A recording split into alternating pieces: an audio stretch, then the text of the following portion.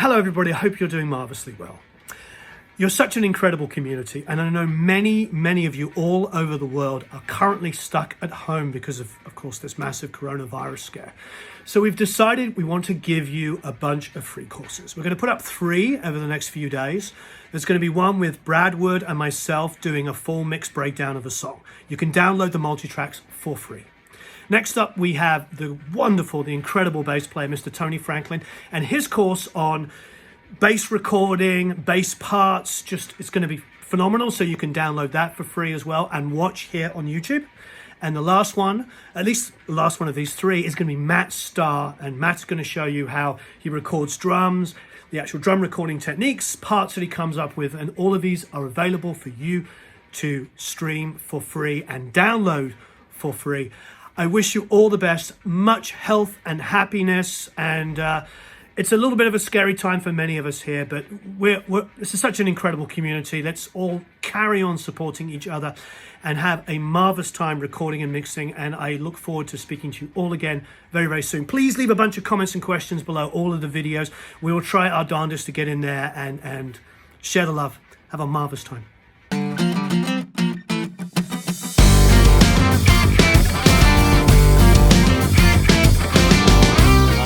My name is Brad Wood, and welcome to Pro Mix Academy, my version of a mix, the anatomy of a mix, start to finish, soup to nuts.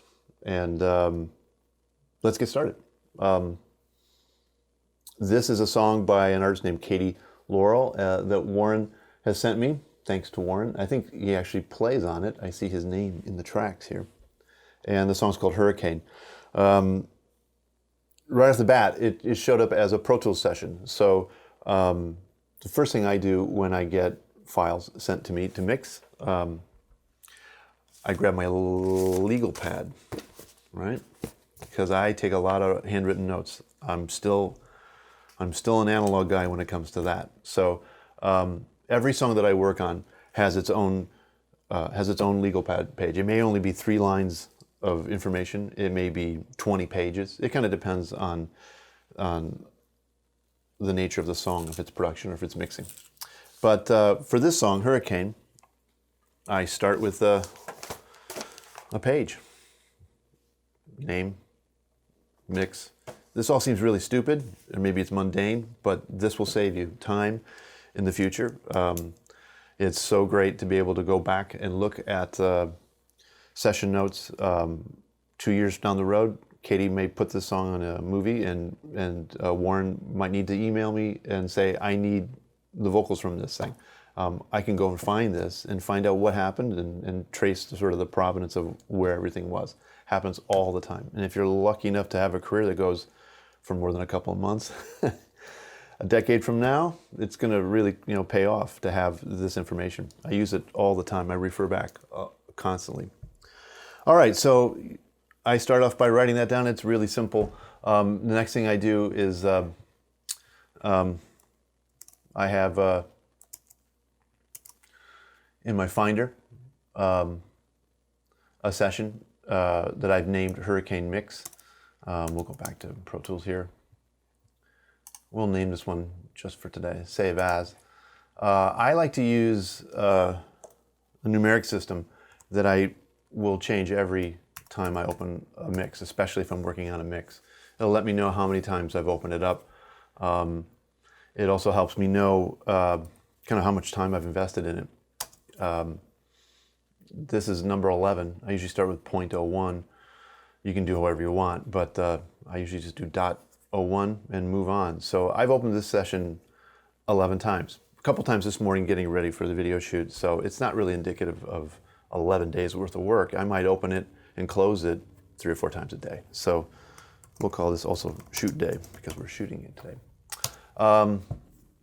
Really basic stuff, but if you're keeping your notes on your legal pad and you've got to go back to an earlier version, you can go back and find out, or I can go back pretty easily and say, look, okay, 0.08 was where I altered the vocals. I might have tuned something or maybe went aggressive with some experiment that failed, and I don't want to use that version anymore. I can know exactly where I was at the last time it existed before I screwed everything up, or before I took a left turn. So again, really helpful. It comes back to pay benefits later if you start doing it right off the bat. Usually when I start a mix like this, I will bring everything into my Pro Tools session. I'll import audio. I've already done that with this, but you can see where we've got a bunch of tracks here to be brought in. You highlight them. I usually work at 88.2. Since this is an existing Pro Tools session, we went with a sample rate that's already here. So importing audio, so you got your tracks in your session. Take a look here. Let me expand these. All right, these guys here are your master faders. And since I do sort of a hybrid of analog and in the box mixing, I really rely on master faders. So I will create master faders, 4 of them specifically, and I will name them drums MF, drums master fader, kick.S, kick and snare master fader, guitars master fader, and Vox master fader. And I group them as master faders over here in your groups section here. There it is, just master faders. That way you can raise or lower them. And the reason I do that is that I take analog stems out. All my drums, you can see here, are grouped to outputs A, 1, and 2 with my Pro Tools system. I scroll over, you can see that's my drum master fader, output A, 1, and 2. Kick and snare, output 3, mono output, and I'll show you why I do that in a minute. On this particular mix, we've got a couple kick drums and we've got some drum prints, and I will use that in a little bit. I'll show you how I do that. We've got guitars and bass and keyboards and piano. All of that stuff is grouped from here. Let's see, all the way over to here. That's all grouped through outputs A, 5, and 6. And that's my master fader guitars, A, 5, and 6. I also do the same thing with vocals. Most of those are bussing out through A, 7, and 8. And I have a master fader assigned to output A, 7, and 8. So these comprise my outputs, my analog outputs into my studio. So I've got one stereo with my drums. I've got a mono output with kick and snare, or anything else percussive that I want to assign to that mono output. I've got a second stereo output for guitars, keyboards, and bass. And I've got a final stereo output that's just for vocals and vocal effects. I'm going to show you here, outside of Pro Tools, my little Rupert Neve 5060 console. Stereo 1 and 2, which is drums. This is mono 3, which is kick and snare. This is my guitars, bass, and keyboards stereo. And this is my vocals and vocal effects stereo. Your master fader heading back out of this guy, eventually winds its way back into Pro Tools. And your control surface and all this other good stuff.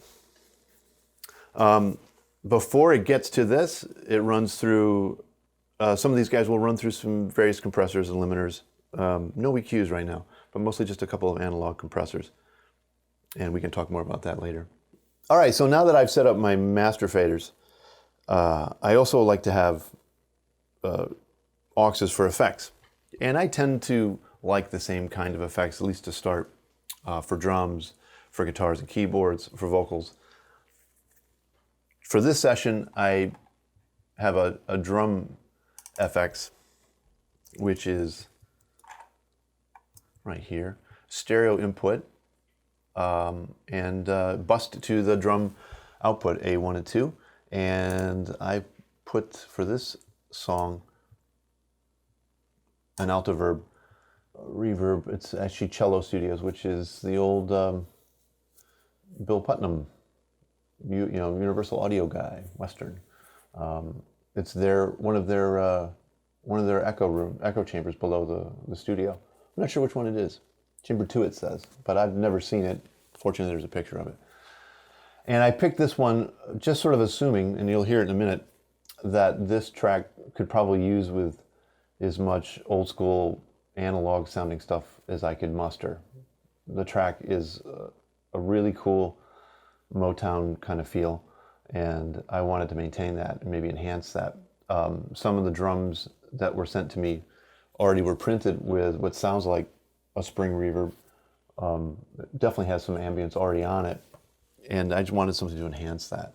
So I haven't sent anything to this at this point. I've just got it set up. This is all just mix prep. And we scroll down the page here, down the console. I have a guitar effects. It's also a stereo aux. I've created that and assigned a stereo bus 910 to feed into it, and it also goes to the guitar master fader output.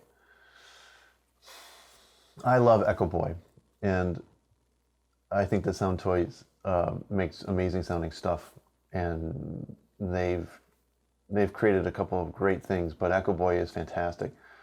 I've kind of customized a couple of their presets. They have a Galaxy Verb that I've tweaked a little bit for my own taste. It's a really, really long, I guess, delay with tons and tons of feedback, regeneration, all kinds of weird crap going on there. I've delved into it so long ago that I can't really remember anymore. But it is basically an Eventide harmonizer, on steroids, or an H3000 or H3500. I forget what this is emulated on. But if you monkey around with these things, you can get an incredibly long reverb time that both is really intrusive if you use a lot of it, or incredibly subtle and background. And the reverb time that I have for this is much longer than you would ever think would be useful. But I find that it works really well, and we'll hear what that sounds like in this mix, because I end up using quite a bit of it. This is a starting point for me. I almost always have a short reverb or a short delay that's got a lot of regeneration, a lot of feedback, whatever you want to call it. That's a good place to start for me. And I oftentimes will switch this up late into a mix, depending on what the song needs. And there's plenty of times where I'll mix a song where this won't get used at all. It just, the guitars, the keyboards, whatever we're talking about, just doesn't need it. But I have a tendency to like a super long reverb for guitar effects. So that's that aux. Then I usually will set up my vocal effects, and that, again, mostly stereo auxes assigned to a stereo bus as an input and output through my vocal master fader out. So I've got two stereo auxes set up. One, again, is an alto verb, and for this song, it looks like we went with a great big dome chapel. Renoir, I think it's in France. It's a big chapel. It's one of the convolution reverbs that comes with your alto verb, and I've named it Seagrass Dome Chapel Vox Long. So I've probably altered it a little bit, and I have a tendency to take presets, fiddle with them, and then save them, and usually give the name of my studio Seagrass so that I can refer to them and get back to it quickly. The second stereo aux is a tape echo, again reflecting the vintage sort of analog, old school sound of this track. And we've got a tape echo. Which one is this? Who makes this one? I don't even know. Who makes this? It's Avid. Wow. All right, there you go. All right, shout out to Avid for a useful plugin. Nicely done. I have a lot of plugin delays, or delay plugins, and I'll scroll through and audition tons of them, and I'm sure I went through probably a half a dozen before I came across this. It's very similar to how I used to run things analog, where I just will plug box after box in until it has to have the right sort of tonality. I don't even worry about delay times. I'm listening for what's coming back out of the box. And if it's for vocals, it could either be something extremely dark or something really bright and fizzy and really apparent. It kind of depends on just what strikes me. And I'm no different in the digital world, where if I've got a lot of plugins, the majority of them are effects plugins. I like to have a lot of options with tape delays, and just delays of any kind. Sometimes what I want is a very precise digital delay, extremely short. Sometimes I want something that's really long and runs out of time, that degenerates in a cool analog way. And again, I just go by feel. I usually have a hunch, but I'm always surprised by what I'll choose. This ended up being the Avid tape echo. All right, so at that point, I've got my tracks imported, I've got my auxes assigned, I've got my outputs assigned. I also like to organize my sessions, and I spend most of my mix time, in fact, the bulk of my time sitting in front of this computer in Pro Tools in the edit page, edit window. I don't use the mix window much. I refer to it for certain things, but when I'm mixing, I'm almost always on my edit window. I like the visual representation. I like being able to see the waveforms. And as a result, I like to organize kind of specifically a certain way. And that is drums first at the top, moving down, drum effects, and then I usually start with bass guitar or bass synth, and I will usually then work my way up, starting with whatever instrument is carrying the weight of the song. So if it's a guitar heavy band and we've got a guitar playing at the intro, well, that'll be the next thing I see next to adjacent to the bass guitar or bass synth. And I kind of like to have types of instruments grouped together. I think it's pretty obvious. So these are pianos here. We've got, after the bass guitar, we've got 4 different pianos. Some are only playing at the end. Actually, I've got them muted right now, but we've got a main piano that runs throughout, which it's the main, it carries the weight of the whole song. We've got some solo-y bits that lock in nicely, and a couple of little backwards piano here. So I keep those grouped together. In general, again, I like to have the instruments that do the most playing up front be the first thing that you see. So next is a rhythm guitar that Warren played beautifully. And so he's next. And then we've got acoustic guitars, we've got mandolins, a couple different mandolins, something called ook, which also sounds like a mandolin. More tremolo guitar, but as you can see here, this guy doesn't show up until the first pre-chorus. So it gets assigned further down. We do have strings here, which start right at the top of the song, but I tend to put things like orchestral bits and strings, non-rock band type of instruments near the end of my sort of tonal instrument range. And it's just where I prefer to see it. So I set those up. Then we've got our guitar effects aux, and that's a nice sort of visual delineation here.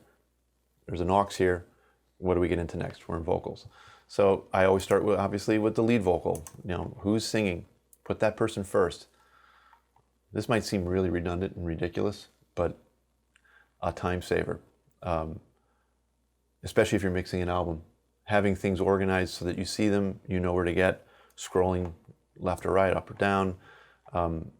It's a time saver. Organize your tracks. So we've got lead vocals, we've got a double vocal at the chorus, we've got at the end more lead vocals, but they come back again. This is something I added later. Then we've got background vocals. Phil here is singing beautifully. He's kind of throughout. There's a lot of Phil here. Many, many tracks of Phil. And then at the bottom, we've got a printed background vocal effect with effects that I've got that came with the session. And okay, so that's it. That's my basic setup. Let me shrink this down a little bit. So this song had a really nice rough mix that Warren provided. Most of the people who send me sessions to mix will also include a rough mix. I ask for it. I tell people who send me music to mix, please don't be nervous or embarrassed or shy about it. Whatever was the last thing you guys were listening to, please send it along. I like to know what people are up to when they're recording their record. It gives me sort of an idea of what they have in mind. And even if it's a really crappy rough mix, it might tell me some stuff like, you know, the lead guitar player always likes to be coming out of the left speaker. Maybe you know, a keyboard always comes out of the right speaker. There's always some sort of information that I can pull from a rough mix. It's not always apparent even to the people who are working on it, but there's a lot that can be communicated. Warren sent me a really great rough mix, and that's, while I'm doing all this setup, I'm listening to the rough mix.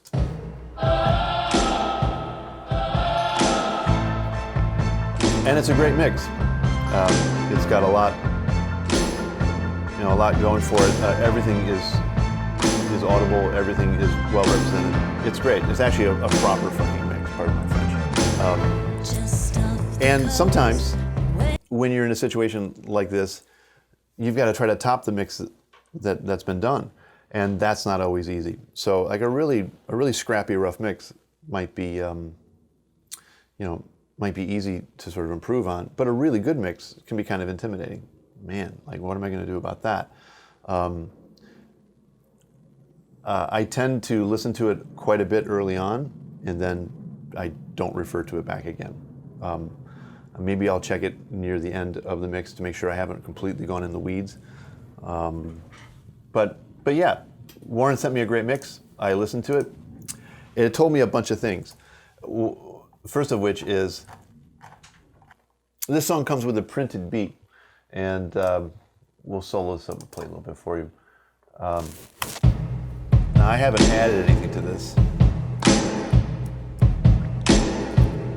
Now that's a really cool sound. I mean, that's straight up Motown. I really like that, and I think it works really well through the intro and into the verse. But if you listen to that kick drum, that's a sample. Or it's a combination of things. There's some real kicks, there's some samples, I don't really know what. But I started up by putting a UAD Neve 1073 emulation on there. And I mostly just added some low end. I think I might have messed around with some high frequency, but I didn't really feel like it needed it. So 60 hertz, I dialed in a fair amount of gain. To me, that felt real nice, and kind of fattened it up a bit. But the thing that was really important was adding this kick drum, which is, I've labeled new kick. Go over to this page and we'll solo this up.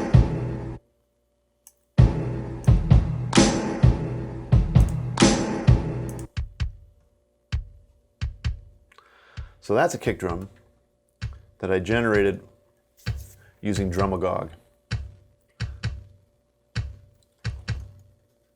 That's a kick drum of my own. Actually, I think it's a band from Canada. I have a collection of kick drums and snare drums and toms and crash cymbals that go back to 1998, I guess. Like, at this point, hundreds of kick drums, maybe thousands of snare drums. And I tend to try to use my own recordings. And the reason for that is it maybe helps set me apart from, other mixers, other producers. And I tend to like the stuff that I record. So, some of these bands and I have spent a lot of time crafting some pretty cool kick drum sounds. And I'm also extremely familiar with them. So when I was listening to this beat, it's got a great old school feel. I didn't think I wanted to add more old school to it. I wanted something that would complement it, maybe drive it and pull it into a more modern direction without distracting. So if you solo up the new kick drum and the original beat, you might be able to hear the difference.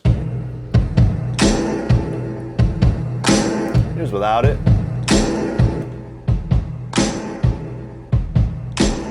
Here's with it. Here's the kick drum just by itself. It's a pretty modern sounding kick drum. Sounds like a 20-inch kick drum, probably. 22 would have a little more low end. I'm showing you how I created this kick drum. And we've got Drumagog opened here, Drumagog 5. It's a great program. I don't know a whole lot of people that use it, but I sure do. I make great use of it. I don't, again, I mostly use my own samples. Their provided ones are great, and you can use third-party stuff. That's all fantastic. But I tend to use the sounds that I've created. If it's a record that I'm producing start to finish, I'll do individual hits with the drummer at the end of each song. And in mixdown, I oftentimes will blend in the very same kick drum, snare drum, just underneath the snare drum from that actual song session. And again, it helps me to maintain a unique sound to that song, for that band, for that project. I think it's, it helps to keep things sonically fingerprinted. It's got a date, it's got a stamp, a sonic created on date, and I like to maintain that. For mixed sessions, again, I like to use my own samples because I'm familiar with them and I can dial them up fast. And I think that's part of what people are paying me for is I do my thing. My thing is to use my own samples. So we've got this track with Drumagog. Here is bypassed. And then I have the kick drum running here. You could do a blend, I suppose. You can sort of hear. This is the track blending in the kick drum. I run it 100% sample because what I'm going to be doing in the end is mixing that printed track of the new kick drum in underneath to accentuate, to help out this printed beat. Let's see which guy this is. This is a song called Habit. That's where the kick drum originally came from. Habit Kick 1. And that's a band called Stabilo, which is a Canadian band. I think they're from Toronto. Maybe 10 years ago, this kick drum was born. And it works great. I probably scrolled through maybe 20, 30 different kick drum sounds. Different kick drum sound. The great thing about Drumagog is you can just double click on them. These are all in folders that are on my hard drive, and you can assign them, and you can tell Drumagog to go to any folder on any of your hard drives in your laptop or on your tower. We've got so many here. So that's my kick drum. And then in Pro Tools 12, I'm a big fan of using the offline commit. You right-click, control-click on your highlighted track, select commit, my edit selection, which is the highlighted section here, and we will render that. I'm not going to do that actually because I've done it already, but that's how I commit to that track. It's great. Back in the old days, you'd have to set up an aux, feed to that aux, treat it like an actual recorded kick drum, and the song would have to play all the way down, and you have to wait 4 minutes and 20 seconds or however long the song was. This happens in a matter of seconds. So that's offline commit. I'm a big fan of that. Thank you, Avid. Finally. So that's my kick drum. Another thing that I like to do, or kind of have to do afterwards, is go to my new kick drum. I labeled it new kick. Solo it up. I know you won't want to hear this, but you got to do it.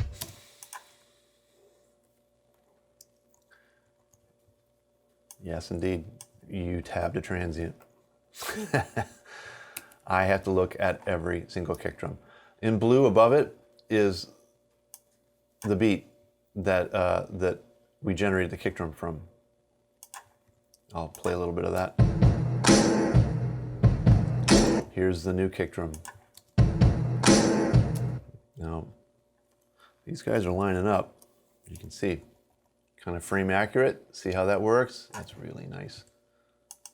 That's what I like to see. I'm looking at these two guys, blue and green. Blue being the original, right? Green is my new kick drum. I will literally scroll through, tab to transient, and look at every single kick drum. This is after I've had Drumagog or any other program you want to use. And I am looking for near frame accuracy. And I'm not going to make you guys sit through this, but I'll slide and adjust these. It takes about maybe 10 minutes per song. And you can maybe make it faster. And maybe there's a program that's more frame accurate. I haven't come across it yet. One of the things I like about Drumagog is that it doesn't just lay the sample down at full volume, full velocity every time. It's more musical. So when the drummer's hitting a little less hard, the sample's a little quieter. I don't do multi-samples with my kick drums, but Drumagog sort of does that for me. It's just basically a volume thing, but it really makes a difference. I have yet to find a program that is frame accurate every step of the way. You can see I'm tabbing along here. These are all fixed already. That's one of the downsides of sample replacement. But you know what? If you wanted to, you could not do that, but I'm kind of weird that way. I like to know exactly what's going on. I'm a stickler for that. Okay, so now we got a new kick drum. Not to replace anything, but to add to it. So now I got a kick drum, and I've got a beat. And I'm really liking the way that feels. I put some EQ on this beat, which is mostly low end, and I kind of like the way the 1073 just sounds, just passing audio through it. It makes it sound a little more analog, helps to accentuate the 60s sort of feel of the track. With this kick drum, I've opened up the Waves. Is it UAD or Waves? It's the Waves version of the E channel from a solid state Logic console. And I have a preset that I've put on here, but essentially you can see I've brightened up the kick drum around 5K, about 5 dB worth of boost. I've pulled out about, maybe 3 dB, 2.5 dB of just some crud here. It's kind of a knocky sound. Maybe it's a little too modern sounding. Dial some of that back. And a lot of times I'll do this in conjunction, most of the time I'll do this in conjunction with listening to the beat. I'm trying to find something that complements it. And I'm also pulling out a fair amount of 300 hertz. Again, I've got a lot of mid-range, low frequency, mid-low, however you want to call it, in this existing beat.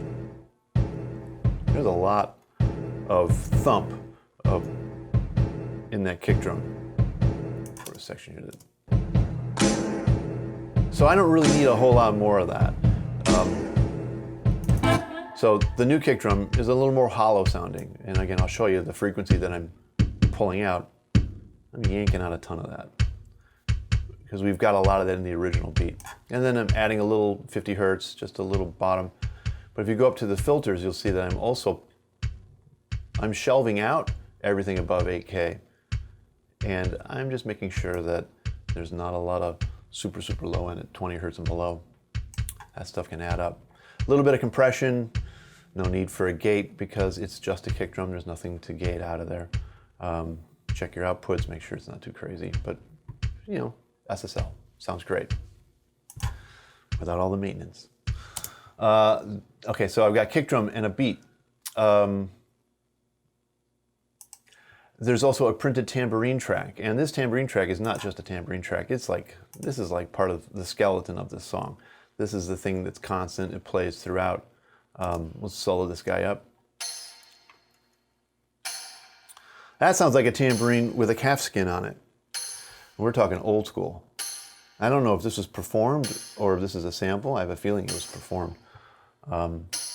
It also has a lot of reverb on it.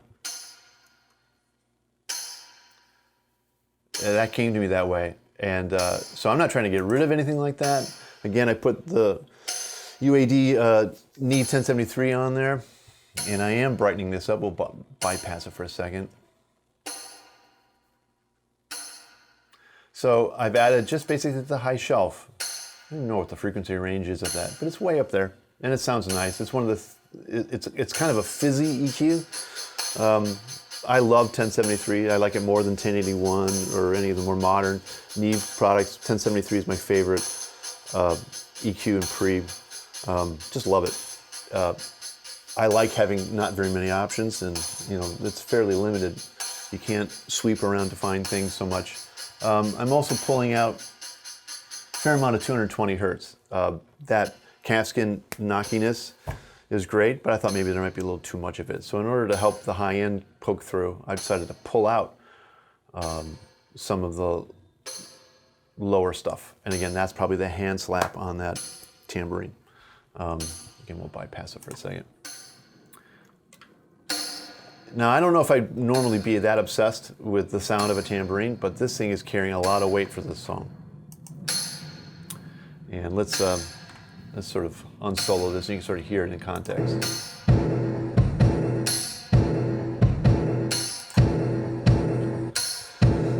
Let's go to one of the choruses here, and we'll just have a listen.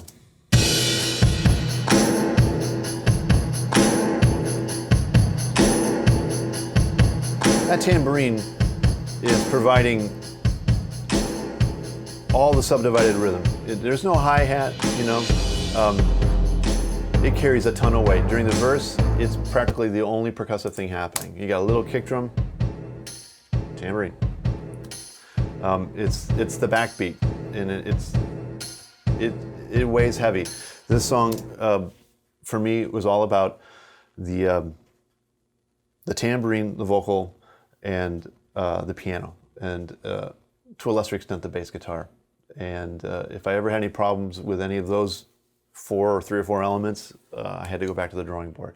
So let's move on. We've got our tambourine sort of happening. We have a timpani that was sent to me with a fair amount of good stuff on it. Let's have a quick listen here without anything on it. Here's the timpani.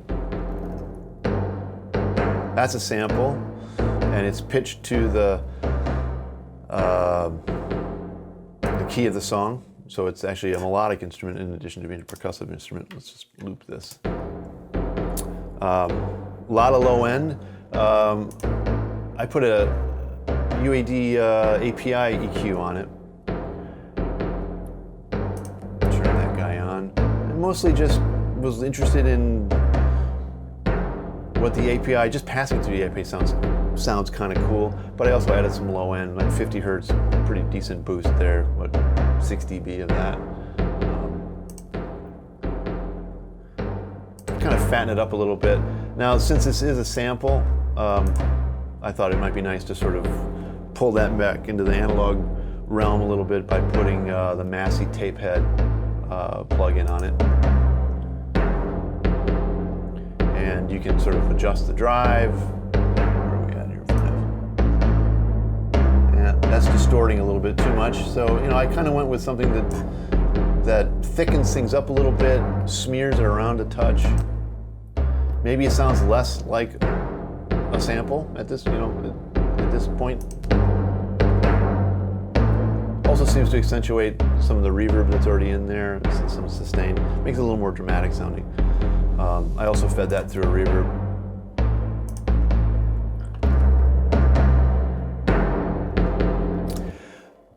Another crucial element in this mix, and I did some editing on that. I added some backward cymbal, just kind of moving down the list of stuff here.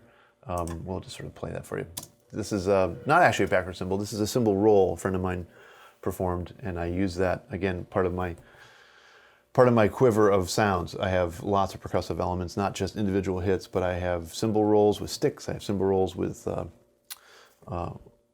mallets of various sizes. I've done a lot myself. Sometimes I just have a friend come in and do it. It's a good thing to have if you want to get into the mixing biz or even just the production biz.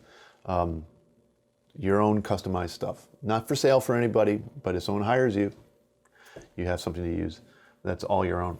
I'll just play a little bit of this cymbal roll.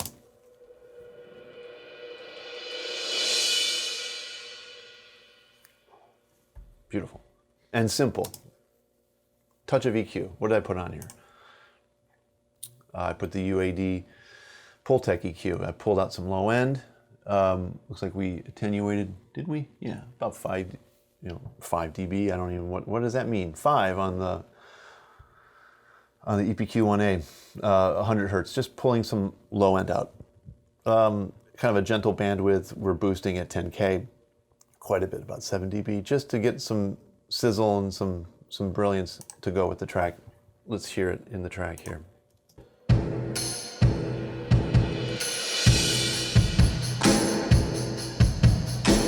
And that cymbal roll is not even being fed into the reverb, but didn't really need it.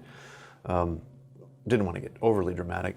All right, I did forget that we have one more track here, and it is a track labeled Drum Print, and that is at the chorus, and that's a drum track, I think a drum kit. Let's have a quick listen to that.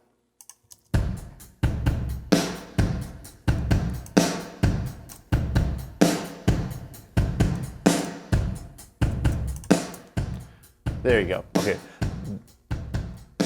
That sounds like addictive drums, or I don't know what it is, but it's a drum machine. I'm assuming either that or it's a really kick-ass recording of a real kit. But that sounds really, really nice. I decided to do a few things to it. Let's see what I did. I put some Devil Lock on it. It doesn't want to play it. All right. One of the things I don't like about Devil Lock is that it seems to kind of screw up with your DSP. So let's quickly go over here. Just real world kind of thing. What are we looking at here? Window. Yeah, it's playing. Now let's have a quick.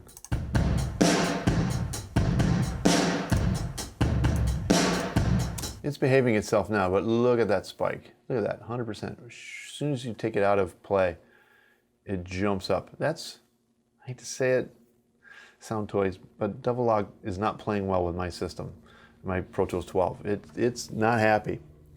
We don't want to see that. That's not good. All right, so what I do is once I find my sound, we've got a fair amount of crush, whatever crush is, and we've got a little bit of crunch. I've got a fast release on it.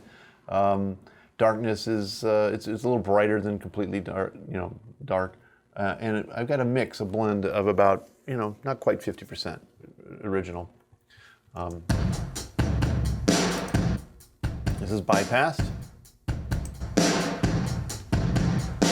That's pretty cool sounding to me. If you got headphones on, you can really hear how it sends it to the right and left sides. I like the Devil Lock Deluxe version because you can blend. Really, really nice. 100% original track, right? We're right up there. Big fan of this track, of this plugin. It sometimes likes to fight with me and cause grief. So in order to get around that so it won't cause problems on playback later, let's commit this track. We're going to control click. First of all, I highlighted all the regions that we're going to be using. Looking back over here, nothing past that. All right, control click on your highlighted track, commit. And what do you want to commit? Selected tracks? Yeah, sure, but I also want the edited selection. And yeah, why not? Let's consolidate the clips. So these clips here will be one continuous track. We also want all the sends and all the group assignments. We want basically everything that we see over here, our buses and our output options. We want all that to be on our new track. And source track, do nothing? No, you know what? Let's hide it and make it inactive. So meaning that once it's done committing, this original drum print track will be made inactive and taken out of the session, or at least out of the edit window, excuse me, and the mix window. Zooming along, halfway there. To somebody who's been using Pro Tools for a long time, going way back to Sound Tools in the early 90s, this is amazing. To people who've worked on other DAWs where offline rendering and committing have been a possibility, this ain't such a big deal, but to me it's a really big deal. Big time saver. Okay, now it's finishing that up, and yep, it's committed it, and it's gotten rid of the source track. Also names it drumprint.cm for commit, I guess. And I'll just leave it, I won't relabel it. Okay, now let's go back to listening to this. So now we've got our double-locked, compressed, and smooshed drum kit. I want to make it a little wetter, so I've got a reverb that is available to all the drums, specific just to the drums, percussion, and that's that Cello Studios drum chamber that Bill Putnam built so long ago. And there's a picture of it. A couple of microphones, speaker or two. Not any place you want to hang out in, but it's a great sounding thing. So let's put this guy through that and see what I do here. Just kind of extending the verb a little bit, making it a little bit bigger. But more importantly, we got this guy here. And this is my output, and that's my output A3. If you'll remember, let me get rid of this guy. Let's go over to my mix window. I've got master faders, drums, stereo 1 and 2, kick and snare, output 3. This kick and snare is a mono output that is perfect for something like this drum kit. That mono output is going through my distressor, a mono distressor, which is a compressor limiter. And I've got that set up with a pretty long attack and a really short decay. Lets transients through. It's basically like an 1176, and it's a hardware compressor. And I use that a lot for kick and snare. So I take stems out of my Pro Tools rig, and I run analog here. So let's have a look and see what's currently operating. I'm not using a lot of the equipment now because, again, these plugins have gotten so good. I've turned some of this stuff off, but what I am using is this. I'm using a distressor, the EL, what do they call it? The EL8X, whatever the hell it is, by Empirical Labs. And I exercise it on a pretty regular basis to make sure it doesn't crackle, but this thing, I found the settings that I like, and I don't mess with it anymore. So it's at a 2-to-1 ratio.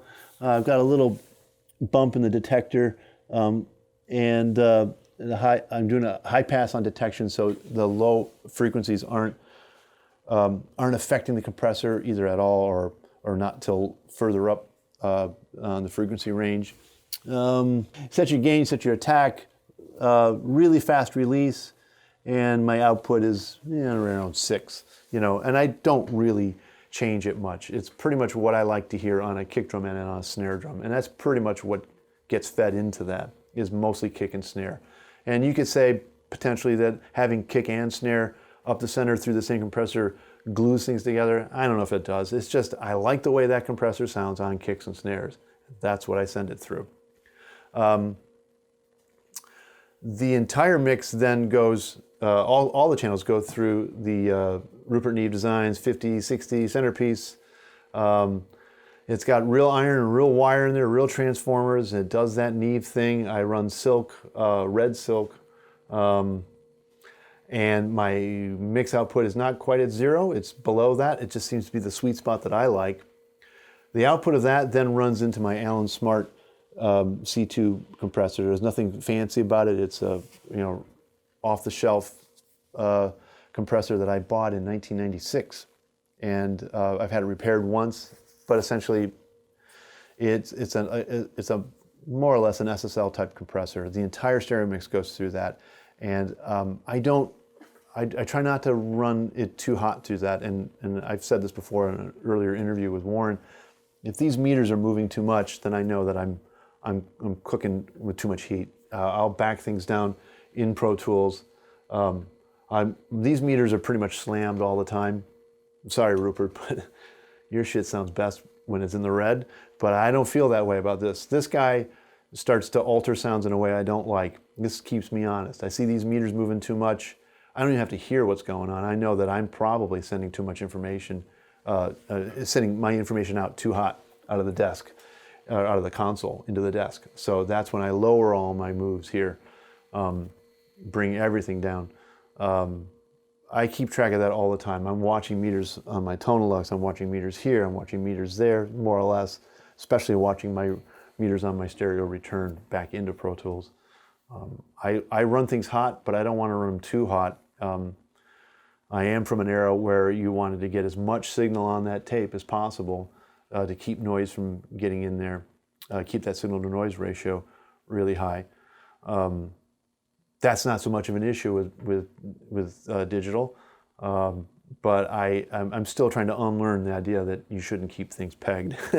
So I keep this Allen Smart C2 compressor on the chain because it sounds good, and B, it's sort of like my canary in the coal mine. When those meters are jumping too much, then I know that something's wrong with my mix. I need to lower my gain structure and rethink a little bit. It only takes a couple of minutes.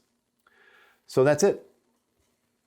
I'll use it in conjunction with, in parallel with the regular output 1 and 2. So output 3 is just kind of sitting there waiting for a mix situation where I'm not getting quite enough kick drum, I'm not quite getting enough snare drum.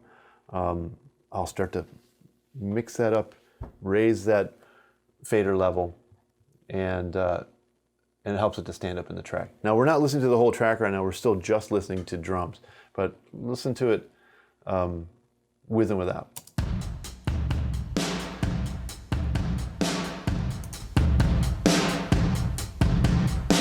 So that's a blend of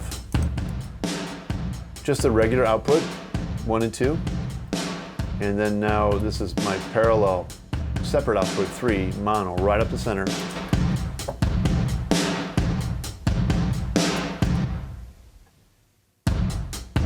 You can hear it. Yeah, probably when I was mixing it, I started feeding it up. Again, it's hard to tell. This is the kind of thing that I'll be adjusting late into a mix. You know, wow, I'm really reaching for kick drum. I really can't hear that snare drum. That's when I start to use my parallel compression. You can do this. You don't need to have analog outputs. You can do this as a duplicated track. You can take, let's see, where are we looking at? This printed drum track. Or you get your drum track, drumprint.cm. You could take this whole thing, go up to your Pro Tools menu window, go to track, you can duplicate, and create a whole separate track. Guess what? It's parallel now. This is your new guy, and you can tell because it's got dupe as dupe 1 tagged onto its name. And you can do parallel compression and parallel mixing inside the box in Pro Tools and with any other DAW. That's the quickest way to set up a parallel output. Now, let's say you're working within Pro Tools and you don't have analog outputs like I do. You want to maybe take a compressor and smash the crap out of that. All right, here you go. You got your Pro Tools provided 1176 emulation. Let's just solo that up.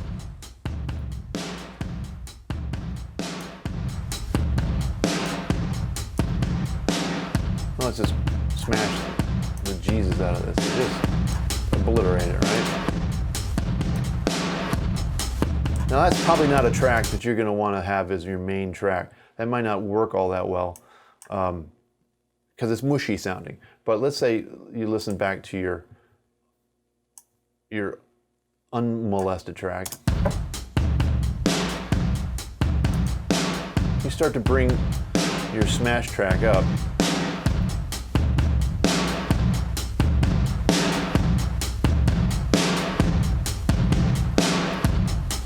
You're still getting all the benefits of the original track with its crisper attacks, but you're also getting maybe all the excitement that comes from the heavily compressed version. That's a really great thing that you can do in Pro Tools or really kind of any digital workstation. I think that's a pretty well-known technique. It doesn't have to be an analog output. You can do it within digital, within your workstation. So let me get rid of this guy. We don't need this right now.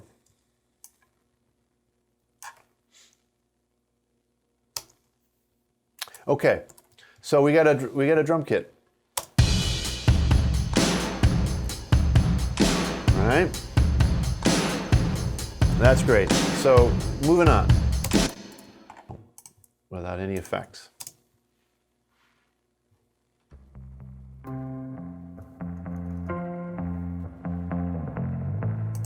That's a real amp. I would bet money that's a real amp. You know why I can tell? It's noisy. It's buzzing, right? A lot of attack. I really, really like it. I only wanted to accentuate some stuff like that. I'm not worried about the noise. It's part of what makes the song the song. Leave it alone. What I ended up doing was running it through another amp, and I'll play this for you right now.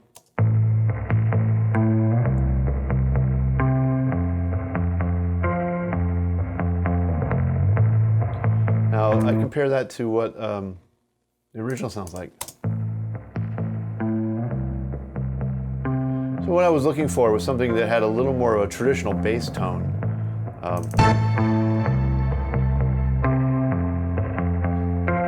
It's a little rounder, a little deeper. And if you hang on a second, I'll show you how I got that sound. All right, so what I used to reamp this thing, this bass track, was Guitar Rig. And that's one of my favorite amp simulators. So let's wait a minute for this to bring itself up. I have presets. Seagrass JCM 800 for guitars, Seagrass Growly Bass, Seagrass Clean Guitar 1, Clean Bass Compress 2, Compress 1. I have all kinds of stuff. It's a great starting off point, and I really, really like to have, again, customized presets. It's not that I'm going to live with them, but it's a great starting off point, and it's something that I like to call my own. So I used the Seagrass Clean Bass compressed channel. So it's got a tube compressor, it's got your amp and cabinet, all right? So let's have a quick listen here.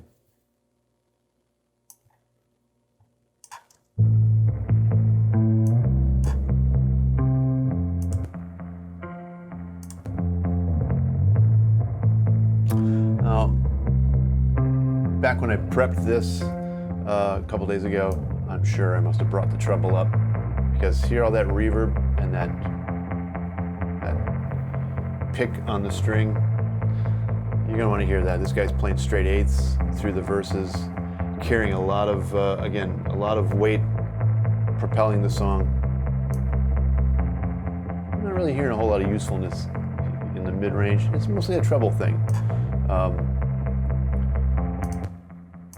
The compression's adding a little more sustain to whatever low-end note is happening there. I really like that. So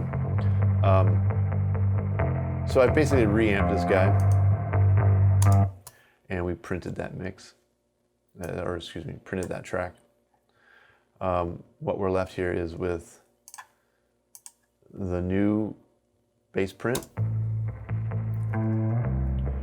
and I've kept the original bass print. In order to get that to sound a little more present, I've used the DBX 160. The hardware version of that is a renowned bass compressor. I mean, it's just a great box. And the U80 version, the emulation seems to me to sound really, really close to the hardware version. What are we doing with this thing? Yeah, not really destroying it. You can see the lights here. A lot of it is below the threshold of compression, just kind of tickling during the verse. These eighth notes are just compressing a little bit, not too much. I have a tendency not to hit bass guitar too hard. I kind of like to hear bass guitar kind of bloom. I know that maybe in modern mixing, an incredible consistency is what you're looking for, especially when you're talking about car audio with great big subwoofers, a low end that just transfers note to note, always smooth, always the same strength. I'm talking about the super low end stuff, where it's just hitting you the same every note. I think that works better for EDM than it does for rock and roll. I've got a wall full of vinyl over here in my turntable. I'm always listening to records from rock's earlier days, 60s and 70s especially.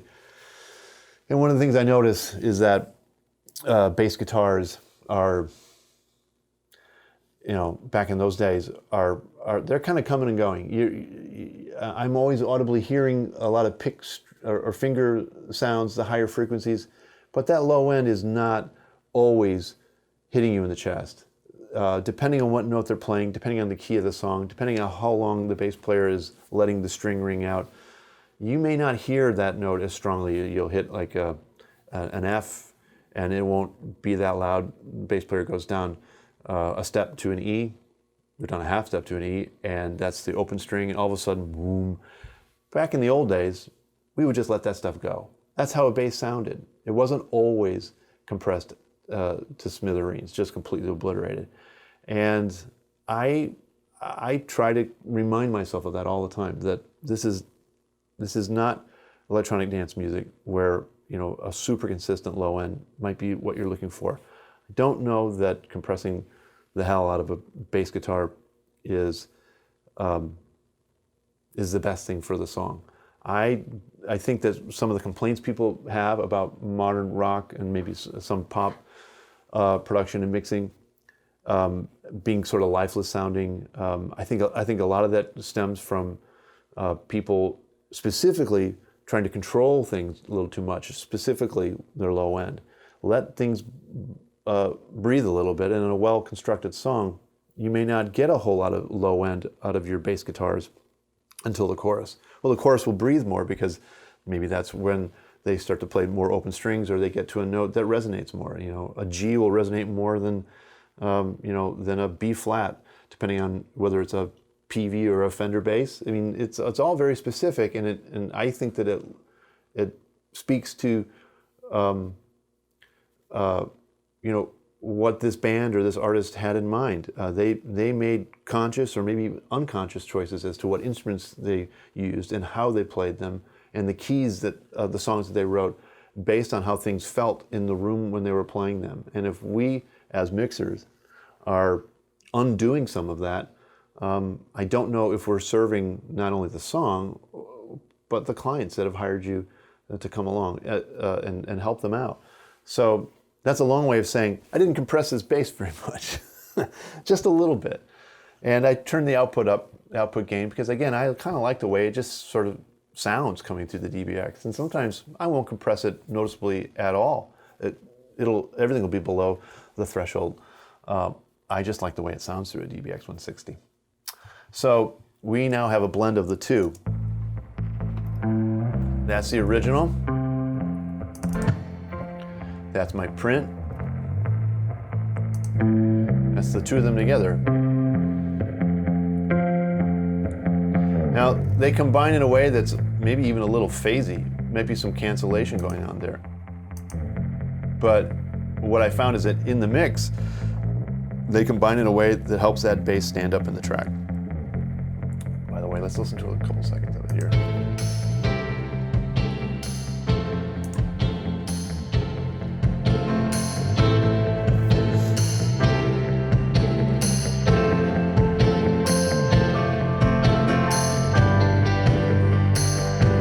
You can hear that's a busy bass track. I mean, the bass player's playing eighth notes throughout the intro and the verse.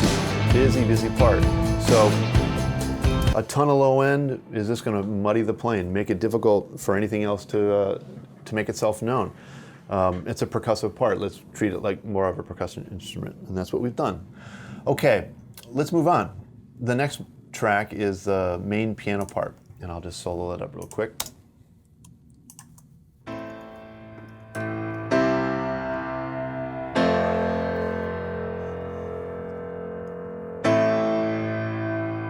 I'm not sure if that's Warren's piano in his house or if that's a sample. It sounds great regardless. So really the only thing I needed to do on that was this. I put the tape head, sort of tape saturation emulation from Massey on here. And I'm not a Massey endorsed anything. I just like Massey stuff. Fair amount of drive. It's a pretty subtle difference. Maybe it's taking off some of the high overtones. Yeah, it is actually. So it's maybe a little less high frequency information. It might be a little less shrill sounding.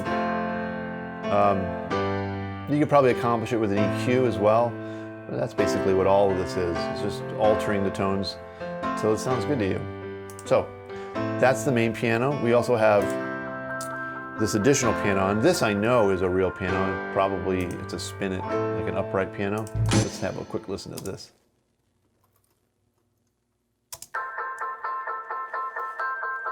Again, a really busy part.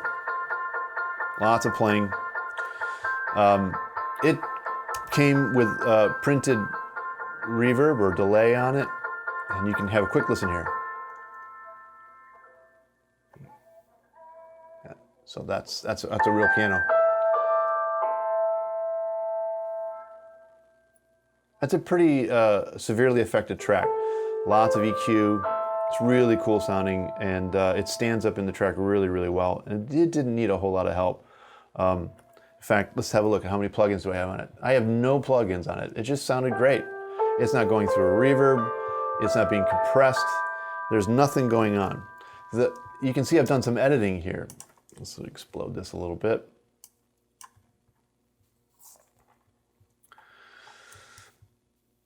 If anything, since it's not a MIDI track, it's actually performed. If I had to do anything to it, it was just a little bit of editing for time. Trying to get it to lock into the kit a little bit, mostly at the intro. And you can see where I'm kind of showing you the subdivisions here. I locked that down pretty tight to the drum track, and then I let go of it here. This is the original, just playing by itself, right? And that's a lot of what I do when I'm mixing a track, a song for somebody, is I listen to see if there's things that are jumping, rushing, falling behind, out of time. Even the best producers, best engineers, best artists can have some things slip. And stuff slips with me too when I'm recording a band. You start paying attention to other stuff. And frankly, some stuff doesn't need to be paid attention to. One of the things that makes some of these vintage recordings, pre-digital recordings, sound so great is that people weren't correcting every single little thing. So I always walk into a mix situation of somebody else's music that I am just hired to mix with the assumption that they intended to do, to have their, whatever timing issues there are left alone. I don't go in thinking I'm going to crank down on this and make everything perfect. Having said that, if there's something that's making me, scratch my head and go, I don't really like the way this is feeling, what's going on here, I will start to pull things apart. I'll start with the drums. Are the drums all feeling right? Is that tambourine track, loose to the kick drum, to the drum beat? Is the bass in time? If something presents a problem to me where I'm feeling like things aren't quite right, that's when I start to pull things apart and have a look. To that end, this piano part was a little jumpy up top. Maybe it might have been the first pass, or it just escaped somebody's attention, but the beginning was a little bit loose.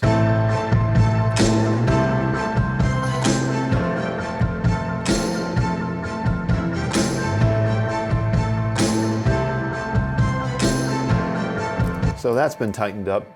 It's not exactly perfect, but it's swinging, and that's what I'm looking for.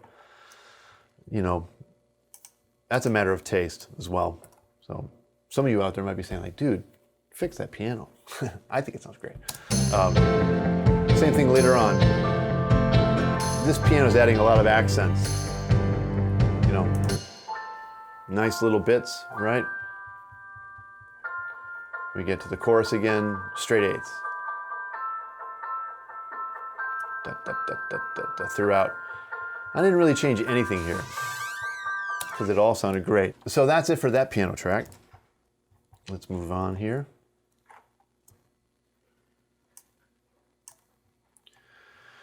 Next up is a backwards piano. And again, I just didn't do anything to it. Not gonna lie. That sounds really great. Great big chord, does its job. Just place it in the mix, get out of its way. Didn't really have to do anything to that. We have a track here that, because I've done an edit, we're not hearing right now, so we'll skip that for now. Next up is rhythm guitar by our patron saint, Warren Hewitt.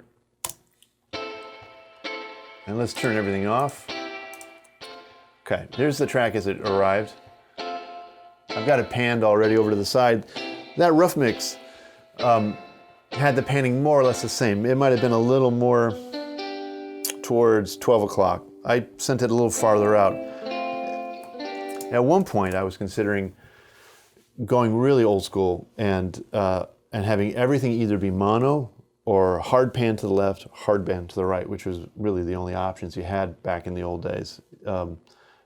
It was really difficult and not worth the effort for a lot of engineers to pan anything other than hard right, hard left, or up the center.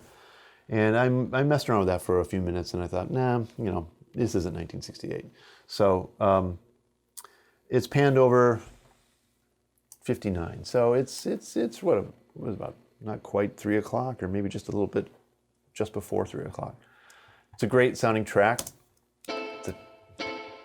Got to be a telly, right? Nothing sounds like that. That's a telly. Here's one of the things that I do every record I work on, whether it's mine or somebody else's. And here, I'll show you what I'm doing here. Let me solo up, loop a section here.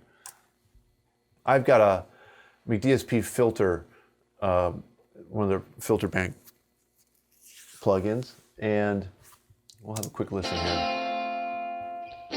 What I like to do, I don't know if you're going to hear that with the feed we've got going here. I have a subwoofer, and what I usually do with tracks I'm mixing is I'll listen to the subwoofer alone without any of my other stereo monitors. Just listening to the super, super low end. And with a guitar part like this, where there's not a lot of information below 150 hertz that's going to do anything useful for me, I think, or at least with my mixing, I'll filter it out. And with a subwoofer turned all the way up, it'll tell you what's going on way, way, way down there. So as you can see, I've got like 18 dB roll off, 198 hertz. That's pretty high up. Let's engage the regular speakers again, and you can hear the difference. Bypassed. It's almost inaudible what's going on. That's the point. Just because it's inaudible to our ears doesn't mean that it's not going to affect what comes next. And what's coming next is an 1176 plugin emulation. And super, super low end, way, way down there, you know, 40 hertz, 30 hertz, 20, 10 even. That's the kind of stuff that tape machines weren't so accurate at capturing and producing. But with digital recording and with a newer class of mics and preamps, man, you can capture some low end that's crazy low. And on the other end of the spectrum, high frequencies that tape machines might lop off, or that preamps or EQs from an older era might roll off or shear off, depending on what you're talking about. I think that that's a problem when you're running 100 tracks of guitars or 20 tracks of guitars and a bunch of drums and a bunch of bass, and you've got 20 hertz and 30 hertz completely well represented. You know, it's not being rolled off by the microphone, it's not being rolled off going into the tape machine because it's coming off of a hard drive through your computer. And then you stick that stuff through either vintage compressors, like actual real compressors and limiters, or through a plug-in version of it. Those low frequencies are oftentimes going to be affecting those compressors in a way that they didn't 40 years ago. Those compressors would probably never see those low frequencies because that stuff would be either rolled off by the engineer or maybe rolled off by the tape machine that's back in the, at the back of the room. Same thing with the high frequencies, but it mostly affects compressors with the low end. So the cumulative effect of all that low end affecting your compressors, your compressor behaves differently. I find that to be maybe, my theory is that also is what's affecting final mixes in the modern era, the digital recording era, and it's a constant with me in the sense that you will see me placing a high pass filter on almost every guitar and bass track. Not always bass, but almost always every guitar track. And I filter out a lot of low end when I'm recording. You make the decision, decide, and print. If you don't have that on, if you have just a preamp with no filter while you're recording, then it's important to remember to do this when you're mixing. So I've rolled out everything below, or a lot of everything below 198 hertz. And now I have a compressor that I'm gonna unbypass.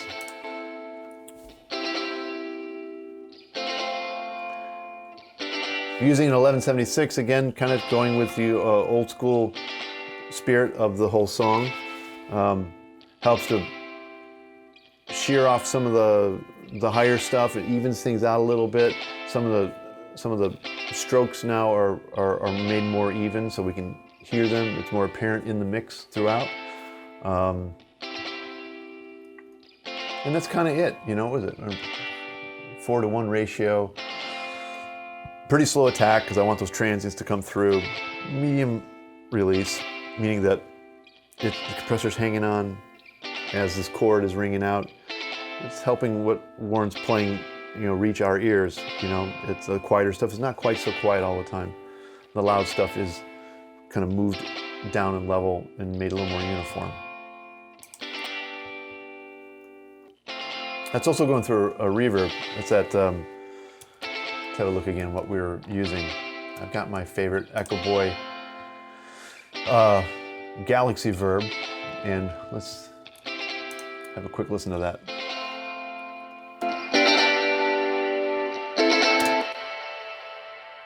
Listen to that. That goes on forever. right? It's nuts. Let's go to the verse and I'll show you why I like this, even when I'm talking about a percussive guitar part.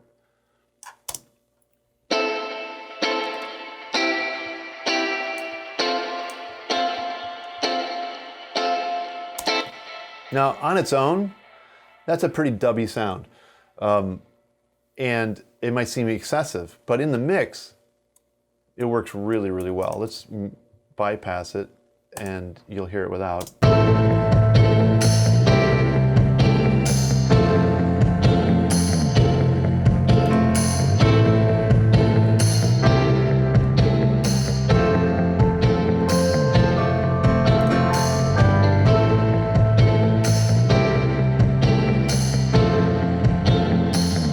What I like about this,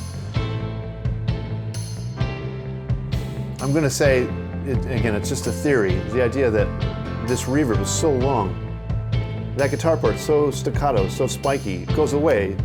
The notes are even like, what notes is he playing? It's mostly a percussive instrument at this point of the song. That reverb gives your ear a chance, your brain a chance to not only identify this spiky guitar that's coming out here, but it allows you to sort of hear the notes, especially tailing off to the left because the original's here, and there's room over here with this reverb. A chance for your brain to go, okay, oh, that's a minor. Oh, you know, what are the notes that he's playing?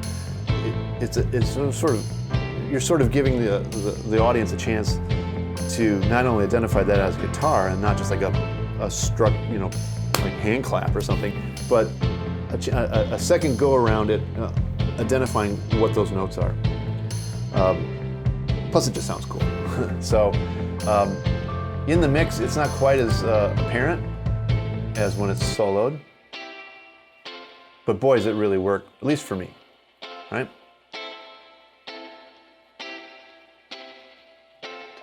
It's kind of a quarter note triplet that I've got set at, but not exactly. Let's move on. Next we have a bunch of acoustic guitars. Actually a pair, but a bunch of acoustic instruments, I should say. And we'll start with this. This is acoustic guitars at the chorus.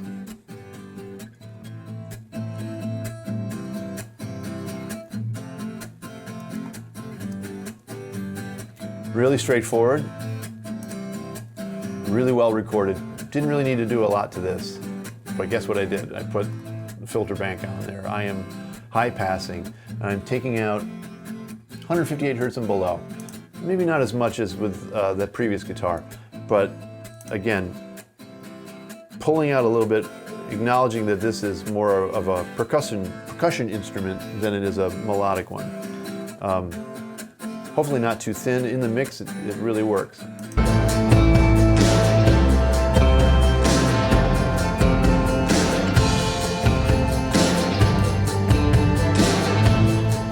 So without it, and with it.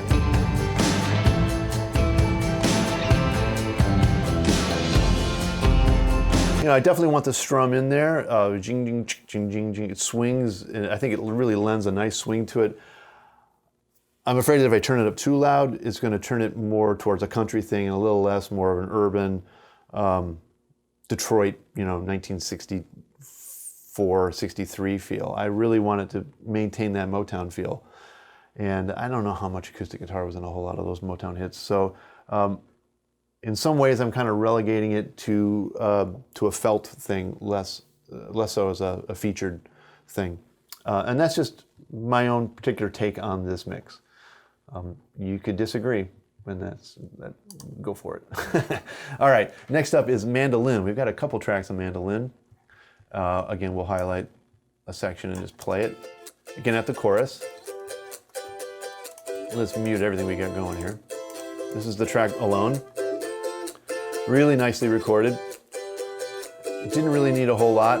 As you can see, it's doubled, so we're doing the same effects on both tracks. Looks like I'm taking everything out below 158 hertz on both. Next up is I do kind of like this, especially for mixing, is the Tony Maserati acoustic guitar plug-in from Waves. I'm not a Waves endorser. I just like it. Paid money for this. Sounds really great. Let me just bring up one track.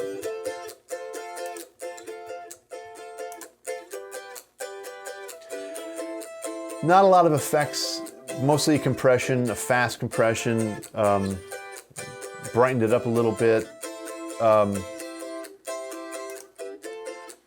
Again, sort of accentuating the percussive aspect of it, less the melodic, for the same reason that I did that with the acoustics, is that it's more of a felt thing than it's going to be a really audible thing. I did that for both tracks. We'll hear that in the track.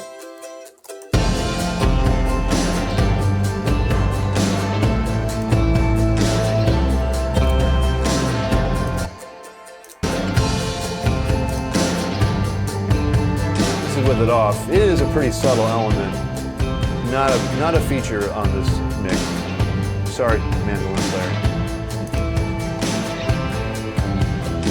You can pick it out in there. You know, if it's sent to me in the mix, I'm going to try to use it. Again, you know, trying to be respectful for the people who have hired me to work with them. Like, I don't want to start turning things off, but it may not be the loudest thing. You know, I'm trying to keep an eye on what is best for the song. More of the same. More Mando. This already. Again, without any, with just a little bit of filtering on it, this is a brighter tone than the mandolin that we were just listening to. So I didn't add that Maserati Waves plugin because I didn't really feel like it needed it. And this is playing a complementary sort of harmony to what the first mandolin's playing. So I'm just trying to get these guys to work in concert together, not really stepping on top of each other. Let's bring in the acoustic guitar real quick. To me, it almost kind of sounds like they're all equal, and maybe they function as maybe a unit. So that's how I've approached it, and they only play during the choruses. So I might EQ this differently or send it through reverbs. Treat it differently if there were solo sections, you know, if we're even playing melodies. But these guys are just kind of strumming along, and I've sent them way out left and right to just provide this this lift at the chorus. It's really effective that way. So let's listen to these guys all together. And we'll turn them off just for contrast.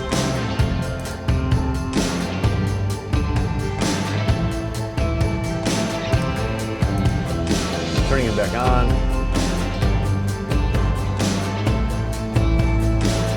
To my ears, that just sounds like a nice, kind of crisply played percussive acoustic instrument. You may not be able to listen to it and even know what those things were. Is it an acoustic guitar, is it a mandolin? I'm not sure. I don't mind having that relegated to that role. I think it's probably what was intended. All right. We are moving on to this tremolo guitar, and let's just maybe explode this view a little bit. All right, we're going to have a look here now at the tremolo guitar. Let's just solo this up and play a little bit. I've got this already panned over to the left. I thought about putting it up the center for a while, and I thought, no, let's have some fun with it. That sounds like it should be a baritone guitar, but I don't think that it is actually. But it does a good job of copying one. I like the reverb. I like the pluckiness of it. It's a great kind of country-ish sound. And I want to accentuate that, so I'm using again another UAD plugin, the 1176. Adding a lot of gain, 4-to-1 ratio. We're smacking it pretty hard. You can see the gain reduction here is 6 to 8 dB, or whatever that meter, corresponds to. A relatively fast attack, and yeah, release is quick, bypassing it again. Some of those notes aren't articulated so well. Like that one's real loud, and then that's a little quiet. So this compressor helps to smooth those attacks out. So more of the notes are audible throughout the part. There's also another tremolo guitar that goes along with it, octave up.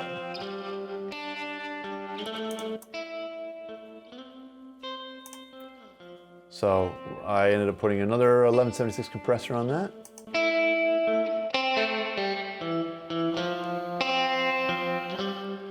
Hitting that pretty hard. I also am using the double lock on this.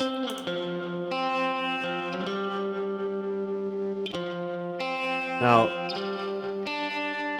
the reason behind this is that it's in conjunction with this other guitar. This double lock setting with a fair amount of crush is without it.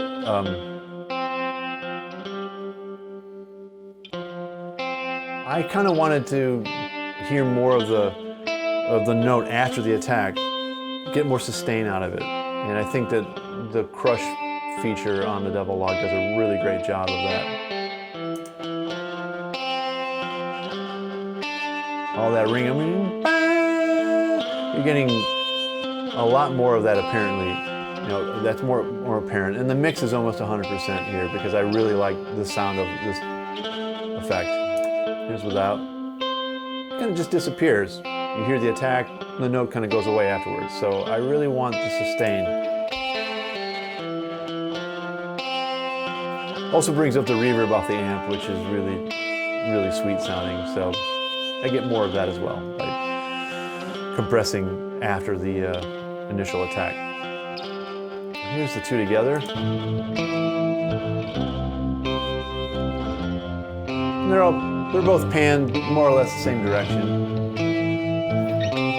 Kind of working as a team.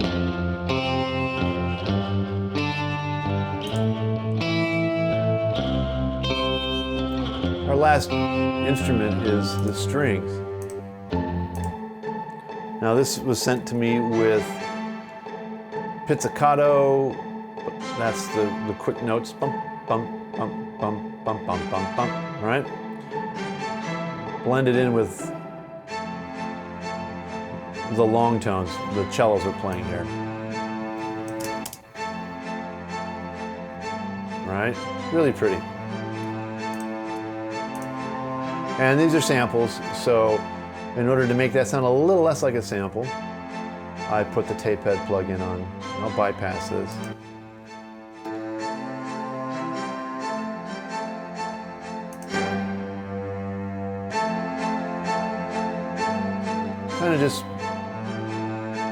Kind of smears things around a little bit. And again, it's supposed to emulate tape saturation. I don't know if it really does. It just makes things sound a little warmer to my ears. That's also going through the reverb, the Echo Boy reverb. Turn that on.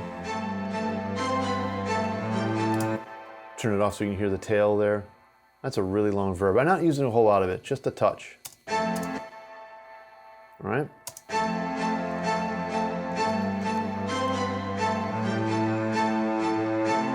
So before we move on to the vocals, maybe we'll just listen to the whole track here to this point, just a little bit of it.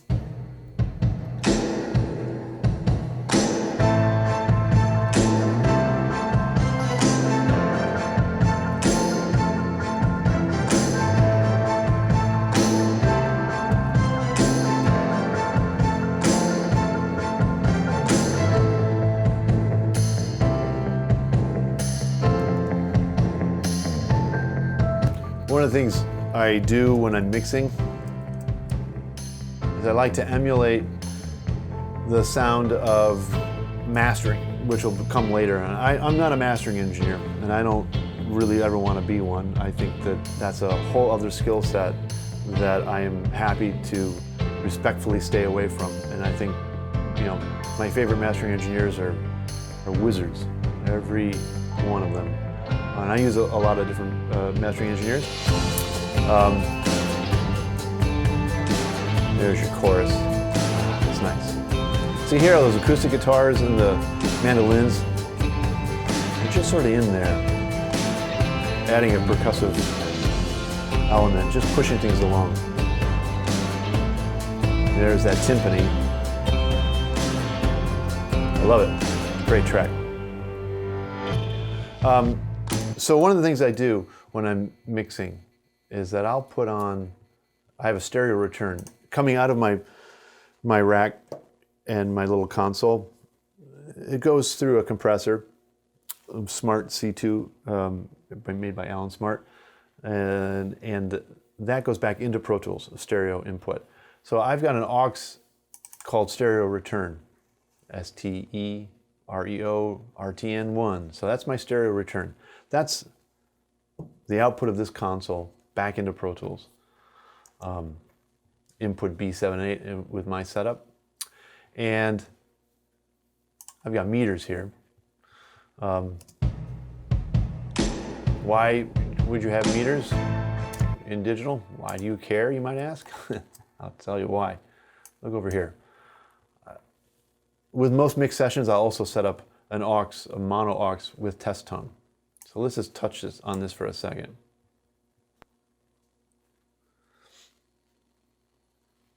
All right, test tone. Why do you care? Well, let's put some outputs here.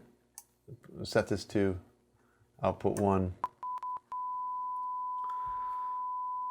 It's really good for me to know if I've got anything going wrong. It's not so that I can check for the sound quality of anything. This is a 1K test tone from a signal generator that is included with Pro Tools. I'm looking to make sure that my outboard analog chain doesn't have anything going wrong with it. I've got cables that might go bad. I've got equipment that might have a knob that might have gotten bumped, or God forbid, something that's starting to fail. I've got a console with interconnect cables in the back. All this stuff's really important. So on my stereo return, I've got, is it Klanghelm? Klanghelm's metering, and what do you do? Just turn it up a little bit and see. And I'm mostly looking to make sure that it's equal as it can be. So it looks like the right side is slightly higher than the left side. We're talking a fraction of a dB, not even a tenth of a dB. That to me is adequate. And what I'll do is I'll run that test tone at the beginning of a session, or for say a new project, and I'll run that through each of my outputs. So it'll go through my drum output, my kick and snare mono output, my stereo guitars, bass, and keyboards, and my stereo vocals and vocal effects output, and just to make sure that everybody's happy. I don't know if you're doing in-the-box stuff, if it's super important, but if you're coming out of your DAW and into any analog gear, it's a good habit to get into, and yeah, you'd be surprised. You might lose a half dB, and that might not be a big deal if you're running a session on a huge console with a 72 input console. Let's say your hi-hat channel, one channel is down by a half a dB. That might not even be audible, probably won't be audible to you day to day. But let's say you're running stereo drums out and one side of that is down by a half a dB. Well, that's literally every drum, every percussion element, all the compression down by a half dB, let's say on the right side. That will potentially be audible. That's a cumulative kind of effect. When you're running stereo outputs or even mono outputs, and you're putting a lot of tracks through that stuff, that loss of a half a dB across all those tracks can become a real problem. So for me, having test tone is important. So my stereo return always has a meter plug-in on it, so I can see what's going on, especially at the top of a session. And then I also will place some sort of stereo compression plug-in Lately, I've been using the Waves L3LL Multi-Maximizer. I don't really know why. I have a gazillion of them, different compressors. But I guess it gets what I want to emulate quickly. It gets me there quickly. I don't really spend a lot of time messing with it. I don't mess with the settings much. I just kind of scroll through the presets to find something that is going to make the mix louder, to maybe approximate what proper mastering at the end of a record will do, and B, it gets that level up so I can send approval mixes, usually in the form of an MP3 in an email or in a Dropbox link to my clients, who usually aren't sitting in the room with me. They're usually in another state or even another country. And I want things to sound a little louder so it can be more comparable, again, to what they might ultimately hear. And also it'll be comparable to other music they might be playing it. So if they drop it into iTunes and are comparing it to their favorite band, it won't be such a disappointment to have the volume so much quieter. That's what these plugins do for me. Very occasionally, I'll print a final mix with something like an L3 stereo compressor plug-in on my chain. Very occasionally. I usually don't. I usually will deliver my final mixes without that on there. Sometimes I'll leave that on and mix it kind of throughout. I have a tendency to turn it on and off at various points during the mix. So let's have a listen to it with and without. You just get a feel for what I'm dealing with. This is it's bypassed right now. On.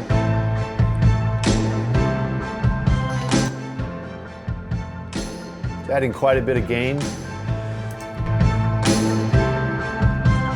And it's compressing more of that crossovers, 80 hertz, 320, 1.2K for the high mids, and 5K, 5.1K crossover for compression on the highest end. It seems to be mostly active in the low mids. Again, I'm mostly trying to just get a quick guesstimation of what final mastering will sound like.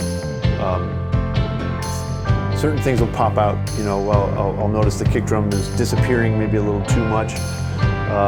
Stuff up the center might start to go away. And I might adjust my mix in accordance, knowing that when it gets sent to mastering, some of these same effects with this plugin will happen there. You can see now we're in the chorus, we're having quite a dip here. So that will definitely affect how loud I might end up mixing the kick drum and the snare drum. A lot of center information. And once we get into vocals, it affects it quite a lot there too. Let's leave it on for a while. All right, now we're getting into vocals. All right, move over to my edit window. Again, I spend most of my time when I'm working in Pro Tools in the edit window. Getting down to vocals here. All right, we've got vocal print. And it came to me as a mono track. Thank you, I prefer that. Let's just solo this up. We turn everything off.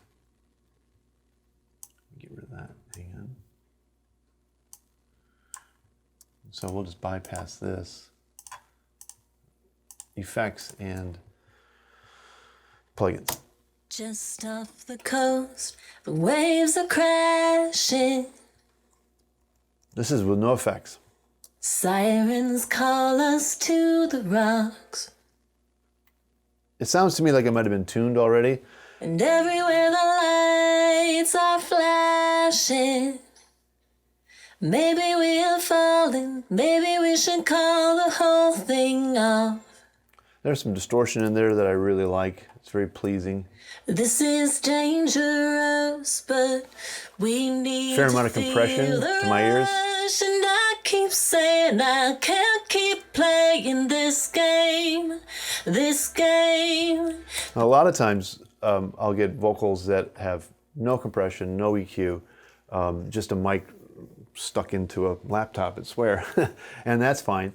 But that kind of stuff will dictate what kind of plugins I'll use and how much manipulation of the track is necessary.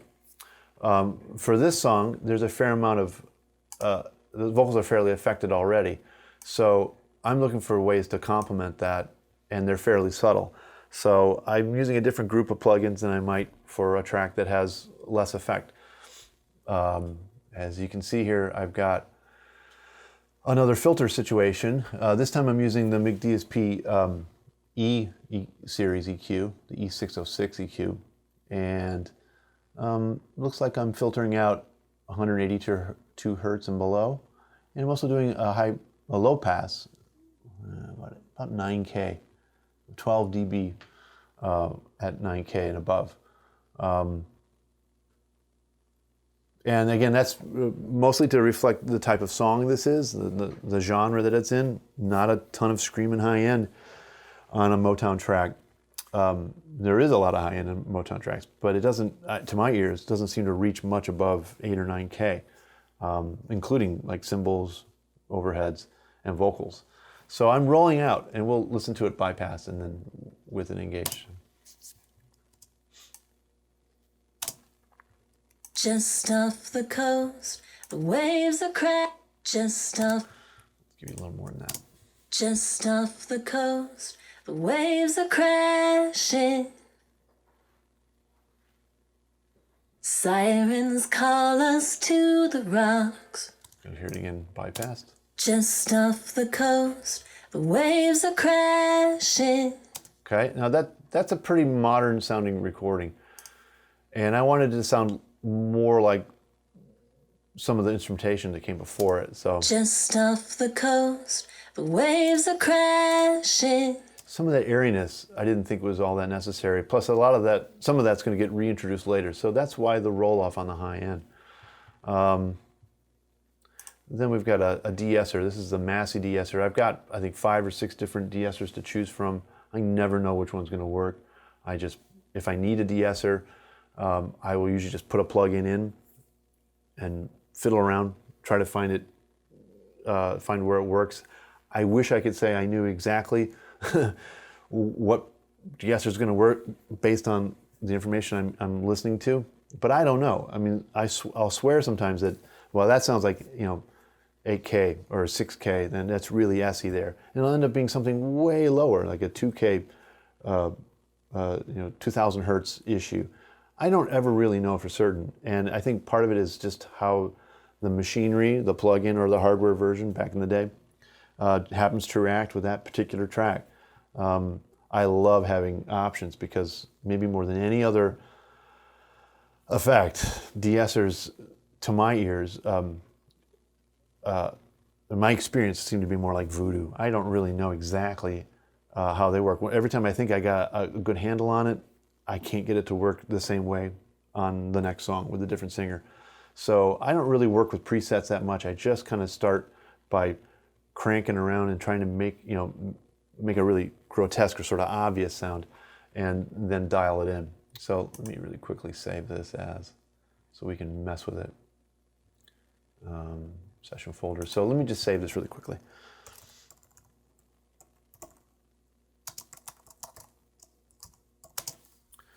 That's Hurricane Box 1. Now I feel like I can mess with it. Just off the coast, the waves are crashing. Let's just listen to that. Just off the coast, the waves are crashing. Just off the coast, the waves are crashing. Now we're into lisping here, and it's only going to grab... Just off the coast, the waves are crashing. The shin doesn't touch that at all, but you know what? The shin, as part of crash in, it really isn't bothering much. This isn't a track that needs a whole lot of de-essing. I just wanted to catch some of the peaks. So let's go back to my original setting. Just off the coast. It's mostly on the just soft. She spends a lot of time on just, and there's not a lot of T in there. So I want to reduce that S, maybe catch a bit more of the T in the words just off the coast. Just off the coast, the waves are crashing. And I'll address this right now. One of the things that I found myself wanting to hear was more definition on the word coast. And and then the next phrase, the waves are crashing. Listen. Just off the coast, the waves are crashing. I added a little T in there. It's hard to see. It's right. The whip, the whip. It's literally right there. It's crossfaded over it because there's the leftovers of the T before it. But I actually added a little bit of a T to hear the word coast. Not too strong, just a bit. The coast, the waves are crashing. I also added a different breath. That's from later on in the song. I had trouble understanding what she was singing there, so I wanted to make it more intelligible. That's something that I do. I'm kind of compelled to do those things. Whether or not you want to do that, fine. But you're here to see how I do things. I added a different breath. Just off the coast, the waves are crashing. Not a long breath, something that sounds like she probably would have done that naturally. Okay, so we've done a little bit of de-essing, not a whole lot. I'm also putting a little bit of the SSL compressor channel from the UAD line. And let's have a listen to this. This is without it. Let's go to a different phrase just for fun. It's a little longer. Here we go.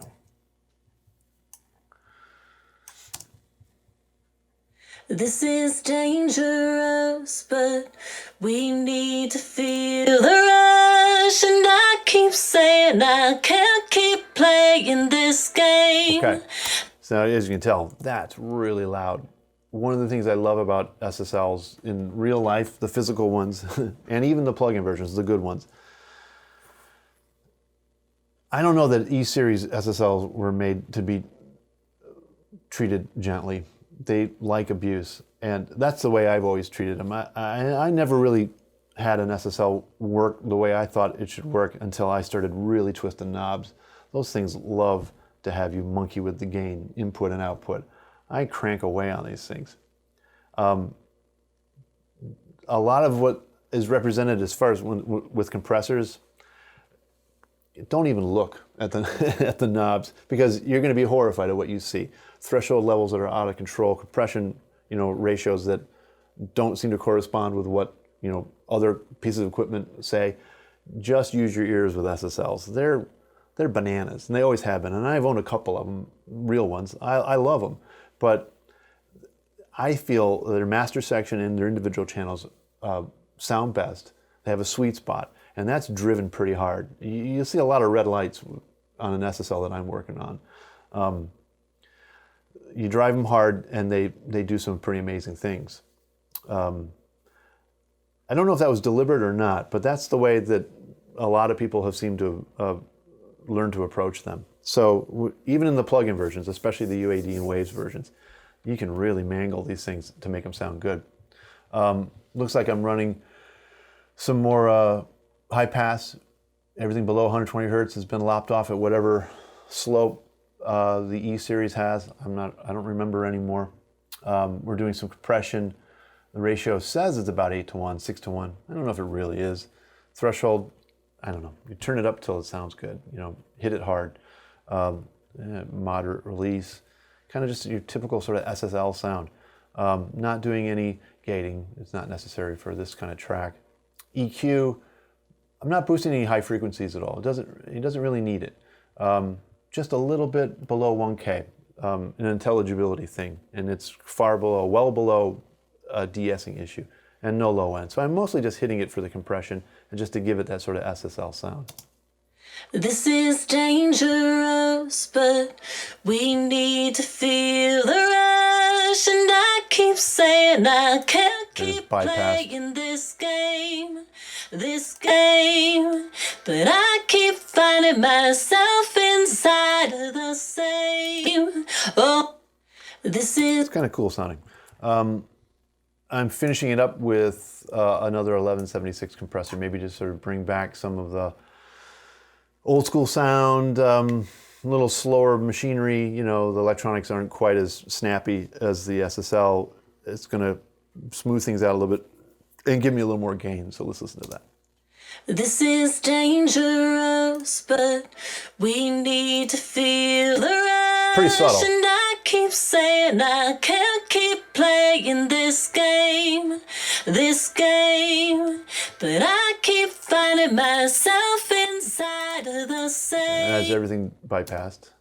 This is dangerous, but we need to feel the rush. And I keep Turning it all saying back I on. can't keep playing this game, but I keep finding myself. There's a nasal quality to this track that I really like. It really stands up in the track and really zings along. It's super cool. Let's look at the reverbs that I've got for vocals. Scroll over here. I'm going to bring them both effects up. I'm only running 2 effects. I have a third aux here for FX. Didn't use it. There's not even anything on it. It's just sitting there. That's how good this track is. So let's listen. We've got the Dome Chapel. We'll mess with that first. This is dangerous. Let's go back. Let's go back to a verse here just for fun, so you can hear some of these reverbs. Winds are swirling all around us. We watch all the worlds collide. Now, that's a pretty dark reverb. And it's in a big chapel, so probably somewhere in France, I'm going to guess. Winds are swirling all around us. Couple of seconds of decay time. One of the reasons I like it is because it doesn't have a ton of high end. With digital reverbs, I oftentimes will shell out really high end. The stuff that makes your ears really perk up and take notice of a reverb.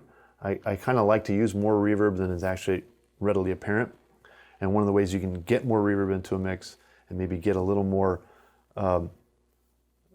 sense of a loud vocal sitting in the track and not just riding on top of it, like surfing on top, is to get more of the effect in the actual mix. And one of the ways you can get an effect into a mix, I found, is to roll off some of that high end.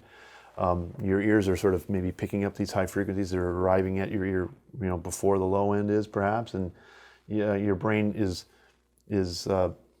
not hearing these high frequencies as much when you're rolling out some high end. This reverb already is kind of light on the low end. You look at the spectrum here. This is the super low frequency. That's loud, right? There's a spike here. I don't know where that is. Let's see. What is that? That's a weird little one. I don't know what that is, but it's not really affecting too much. But there's a pretty steep roll off here. If you look at the right here, let's find out what that frequency is again. So starting at around, wow, man, even before 1.5K, you've got a pretty steep roll off. I like that. It's already doing my job. So you can see here in on the front here, I'm not doing any damping. I'm not rolling off any high end. I got a EQ plugin after this on the reverb because it's already doing the job. It's a dark reverb and it works really well for this song. Winds are swirling all around us. That's nice. All right, in addition to that, got this tape echo going. Let's turn that on. Winds are swirling all around us. You mute the reverb for now. We watch all the worlds collide. Now I've got it set up as a stereo aux, but it's functioning as a mono, and that's fine. I think it works in the spirit of the song that it's a little less than like a stereo effect. I didn't think I wanted to have stereo delays on vocals shooting out left and right. Even if I clapped them or brought them in a little bit, I was a little concerned that was going to give it too much of a modern feel. I wanted to sort of stick with the idea of a vintage sound. So this is a pretty subtle reverb or delay. Winds are swirling all around us. Kind of a fast eighth note. It's not quite an eighth note. And I know when I set it up, I just messed around until it felt right. And a lot of times that means listening to it with the track, you know. Winds are swirling all around us.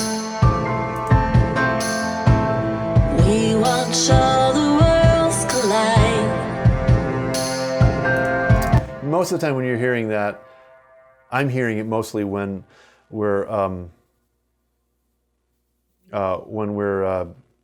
hearing S's and T's, consonants. I don't really want it super apparent. I just want, it's serving as a function of smearing that vocal around a little bit so I can get a louder vocal without it, you know, feeling like it's not a part of the overall mix. Glue, you know, call it what you want. So there's that. All right, that's lead vocal. Now there's a couple other things I've done with this vocal, and I do this oftentimes in mixing. You can see here I've got vocal print edit and vocal print edit duplicate. I've duplicated this track. I'm running 2 instances of it, and with identical settings. You know, the EQ, the de-esser, the SSL channel, the 1176. The same thing is going on with the duplicate, except that I'm not de-essing it. I found that the combination of those 2 de-essers running in parallel on separate tracks, they seem to fight with each other and make some weird phasey things. So I just turned off the de-esser. But the reason I'm running 2 identical tracks of vocals is just to make it louder, so that it stands up in the track. Instead of constantly turning the volume up on the faders, it's basically serves the purpose of a mult. If you were old enough to have worked on a bunch of consoles in the analog days, you might take that lead vocal out of the patch bay from the 24 track, you know, the analog machine, and put it into a mult bay, which is just, you know, you plug a cable in and you can take 4 or 6 outputs and feed those into whatever you want. And oftentimes that would just go right back into the next channel, and you'd have 2 tracks of vocals. You can affect those vocals differently. You can add extra compression, you can run it through a different kind of effect. You can just leave it bare. Sometimes a heavily affected track right next to a track, the same track with no effects on it. Those 2 together will work really beautifully. In this case, I'm running almost identically the 2 tracks together, and I've got them grouped. So any changes I make to one affects the other one. That's more or less the same thing as parallel compression, but it's not necessarily compression. It's just extra version of that track. And sometimes they'll do that with kick drum as well. You know, a mono instrument oftentimes can benefit from that. Vocal like this, let's see, look at the levels here. Katey's vocal is minus 5.8 for the main track. The duplicated track is minus 12.2, and you know, for whatever reason, that's the levels that I came to. Just off the coast, the waves are crashing.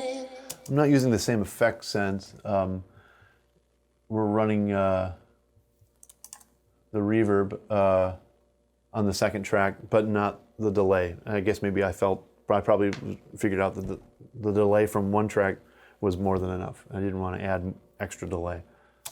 Just off the coast, the waves are crashing. Sirens call us to the rocks. Okay. Some of the other things that are going on with this track, timing issues. So I moved things around a little bit. In addition to adding a little T for coast and a breath just after that, I've moved timing a little bit from the original, where she might have mostly rushed a phrase a little bit, or maybe a little. I think she was a little late on silence. Sirens call us. Excuse me, sirens, not silence. Let's see, what else were they doing on this track?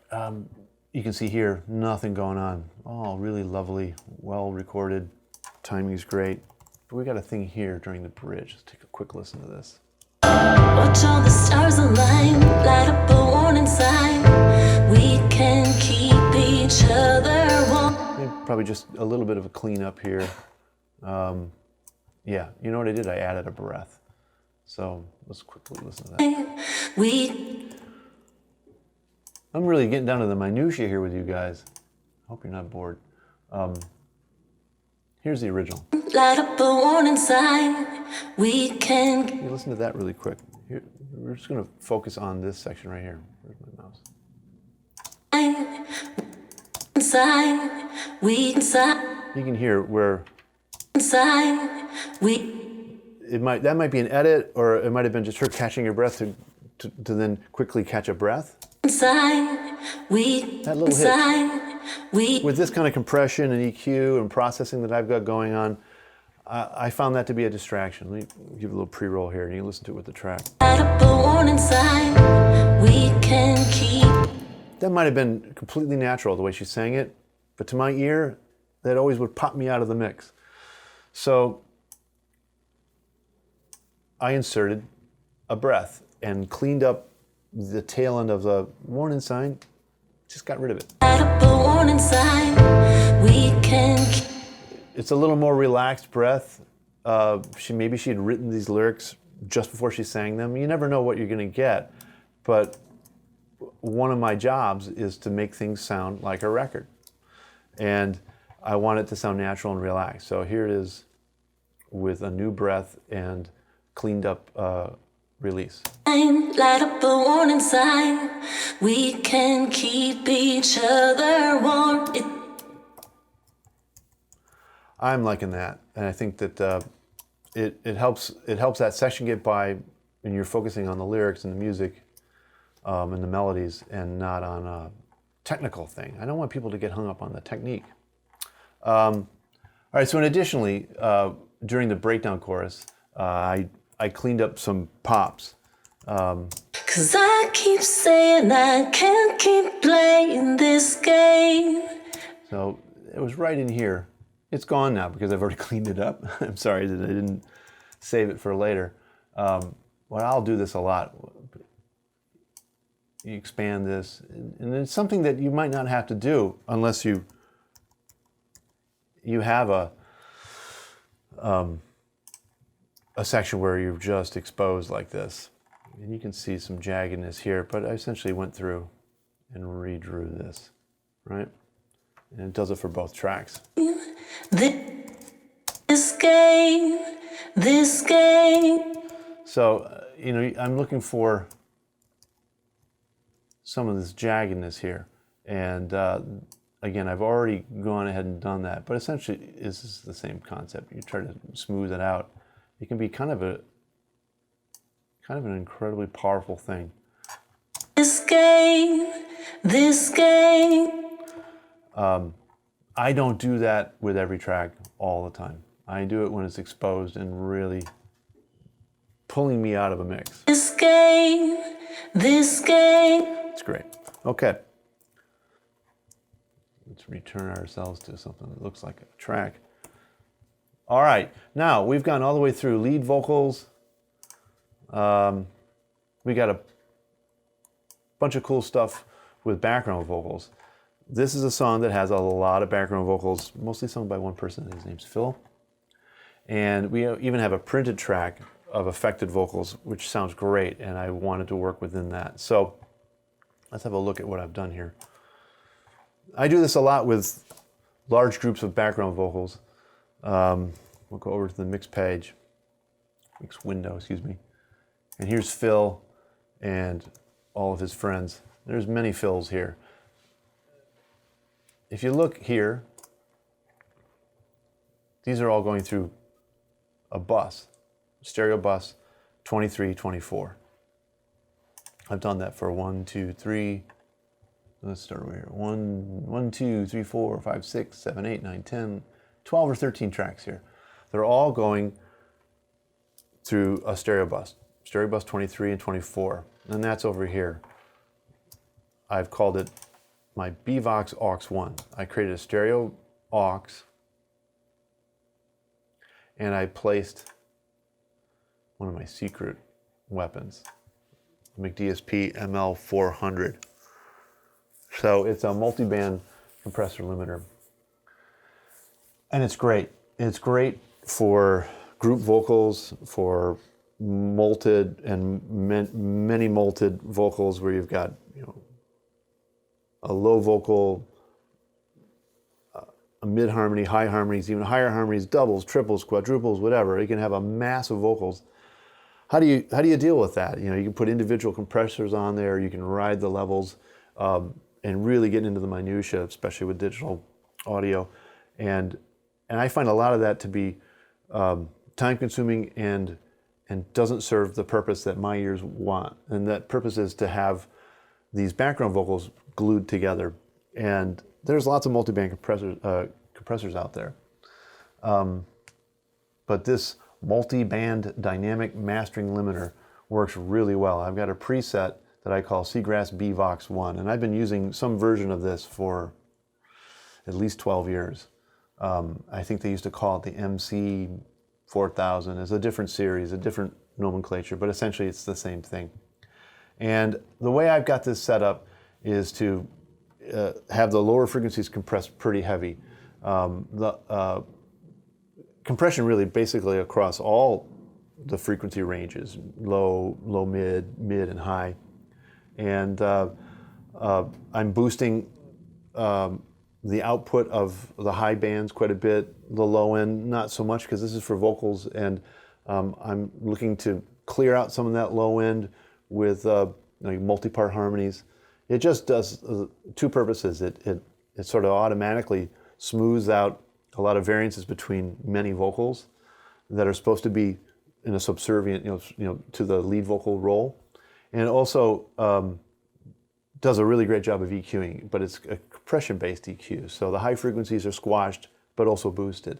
The low frequencies are squashed and reduced. The mid-ranges, usually there's a little bit of reduction there as well. So it gets rid of some of the nasal honkiness, the cumulative effect of a bunch of the same singer singing various parts. So let's have a listen to what this does. All right, so I've got a group of background vocals, all one guy, Phil, and he sang beautifully, but it needs to be sort of tamed a bit. And I'm using the ML 4000 for that. Let's listen to it with and without.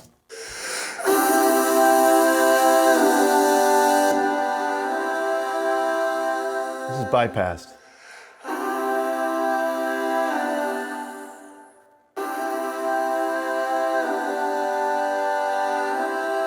And it sounds pretty great. But when I knock this in, I've got this set up so the high frequencies are really boosted. There's an airiness there that I just love. It's kind of the opposite of what we were doing with some of the piano stuff. This to me doesn't sound digital. This just sounds like, if I were recording this, I just took the high frequency knob on whatever EQ on and cranked it up. But it's also pretty heavily compressed on the very high end, which gives some of that Todd Rundgren-esque sort of just air and presence. It's a great plugin. I've been using it for years. I'm also doing some frequency cutting, shelving off everything below 117 effectively, same as I've done on a lot of these tracks. Let's hear a little bit more. I've got other tracks running through this.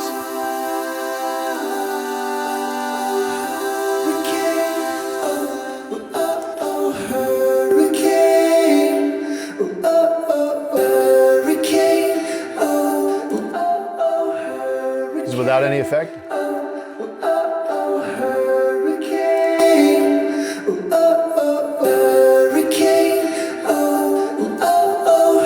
I'll be honest, this is one of the plugins that I've not wanted to tell anybody about.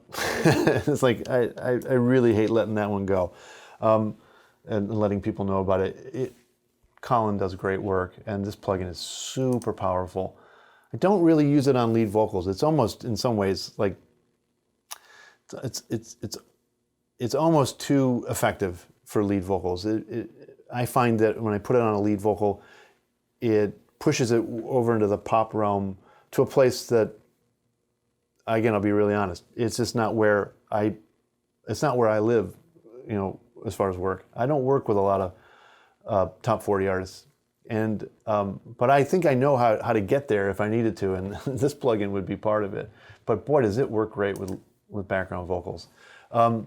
This aux is where all these group vocals are sent, and I'm also feeding that aux through the reverb. So let's just mute these effects so you can hear what's going on. Aim hurricane, oh, oh, oh, oh, hurricane, oh, oh, oh, hurricane.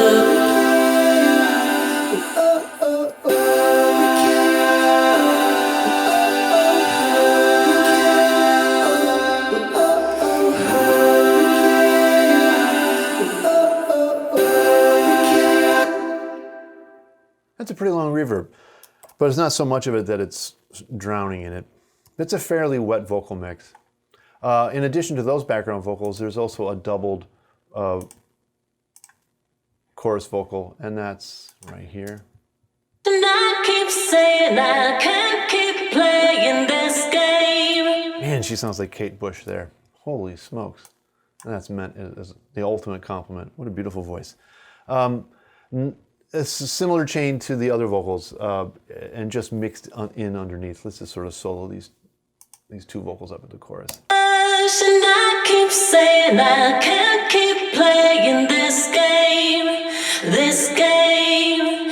And pushing her double vocal into the delay a little bit more, as you can hear. There's a bit more of it, and that's okay, because at the chorus we've got a lot of stuff happening, and it just seemed to sound really nice. All right, we're kind of getting down to the wire here. There's a group vocal print. Let's have a listen to this. This is how it arrived to me.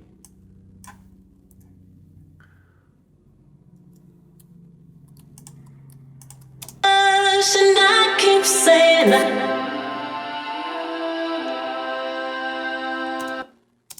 So that's got a lot of, sounds like a spring reverb or something going on there. It's been compressed, it's been EQ'd, filtered.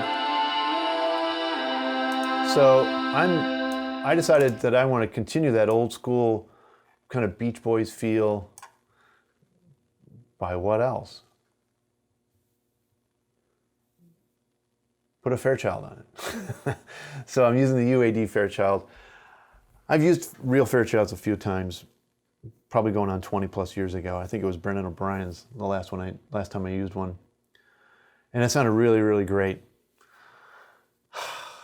I didn't buy it when I could. I can't even afford to look at a real one anymore. They should just charge admission. They're so expensive now.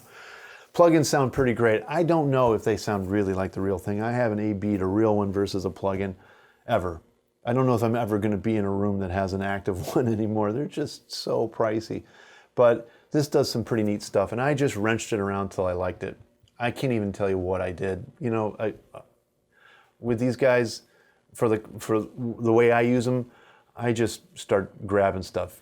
Check out a couple of presets. I don't even think I use presets with this thing. I just start yanking on it till it sounds right. So let's listen to it with and without. Without.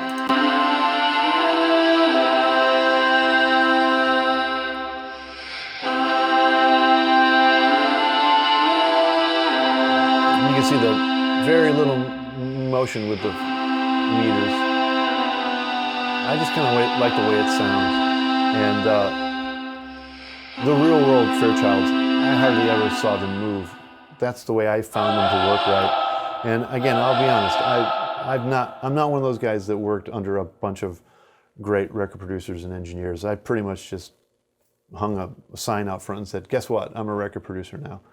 And I don't have the benefit of having worked on this equipment to have people say, this is how you're supposed to make a Fairchild 670 sound. When I finally did have the chance to work, and again, it was Brendan O'Brien's, he just happened to leave it at Bad Animals up in Seattle, and I had a chance to use it, and he said, go for it. I started out by making these meters go crazy, and everything just sounded like crap. And there was no internet at the time, so I wasn't like going online figuring out how the best way to do this is. I eventually ended up talking to Brendan very quickly on the phone. He said, oh man, those meters, you gotta tickle them. So that's how I learned how to use it, and I think it sounds great. Didn't really need a lot of work because this track's already been heavily muscled over and EQ'd and processed. So just trying to sort of make it more of what it already is. A little bit of that, also adding some reverb here.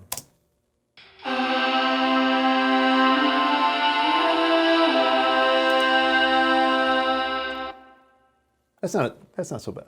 Okay. So we've got all of our elements. That's literally everything. A lot of what I do is just try to stay interested from the beginning of a song to the end of it. And I think that with a pop song like this, or a rock song that's 3 minutes long, it's meant maybe to be on the radio. You're talking about intro, verse, chorus, reintroduction, back into another verse, a second chorus, usually into a solo or a bridge. These days, nobody has a guitar solo. I miss that. But you have a bridge, a middle eight, might be 16 bars. Then you're usually back to a breakdown chorus, or a chorus that's been slightly altered, or maybe a brief return to the verse to a breakdown chorus. But almost always it finishes up with a third chorus, usually doubled, with an outro that might be a variation or the same chord progression as the chorus before it, with a reintroduction of various vocal elements that might have come from the pre-chorus and the chorus and maybe even the verse. A lot of great songs follow this format. And this song starts out with a couple of curveballs. It doesn't really start out the way you think it's going to start. And the Rough Mix had that, and I decided to maintain it. I thought it sounded really cool. They hit you with this vocal, weird group vocal, background vocal, right up at the top with just drums.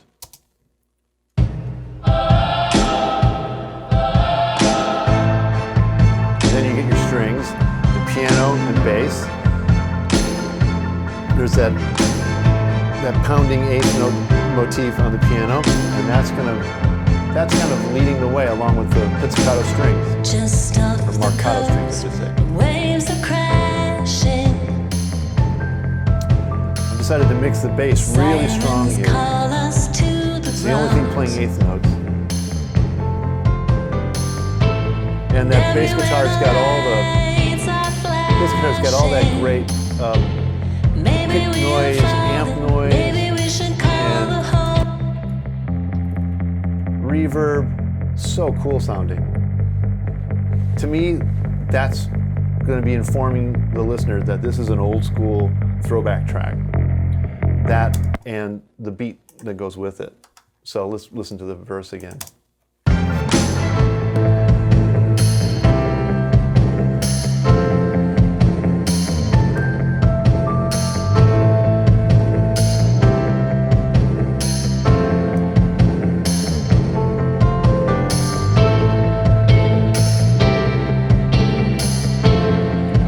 So again, to my ears, these guys were very specific about what they wanted. They sent me a drum beat that plays throughout the song that has all the effects printed. I can't separate them out. They've pushed me to this retro sound. They've sent me a tambourine track that plays throughout the entire song, printed with effects that is old school effects that's pushing me in the direction they want me to go in. They've sent me a bass guitar track that's been printed with effects, with reverbs that are old school. And they're not nudging me in the direction, they're shoving me over to 1968. They want it to sound like a 60s song. I'm happy to go there. As you can see while we were listening back there, I toggled all of these tracks in the edit window to volume, to show volume. And this is where I mix. I keep saying it, I don't use the mix window almost at all in Pro Tools. I'll toggle over to out of convenience, but I don't do fader moves on this page. It's crazy. I do all my fader moves in edit. At this point in the mix, I'm looking mostly at all my tracks with volume automation showing. And you can see here, this is my new kick drum that I printed with Drumagog. At the top of the song,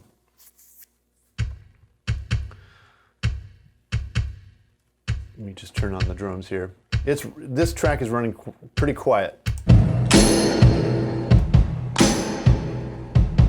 it's not really taking the lead yet. This is the intro. Now we're getting to the verse and another. Here we are, first verse. It's not that prominent because I want the old school stuff to sort of lead the way here. So this original beat with all that reverb, all the gooiness, that's leading the way with the tambourine. This new kick drum's just in there a bit. But we get to the pre-chorus, you can see right here. I'm starting to raise that level, right? It's up how many dB? Was it a couple dB? Take a look. Yeah, it's up 4 dB at the pre-chorus.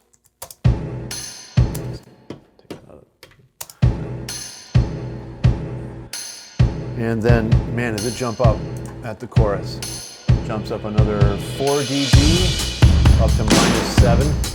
So we're 10 dB louder at the chorus with this new kick drum than we were at the top of the song. That's a pretty big jumping gain. Let's listen to it with everything but the vocals now. You'll just get a tail end of the verse into the pre-chorus where it jumps up 4 and then up again a total of 10 dB to the chorus.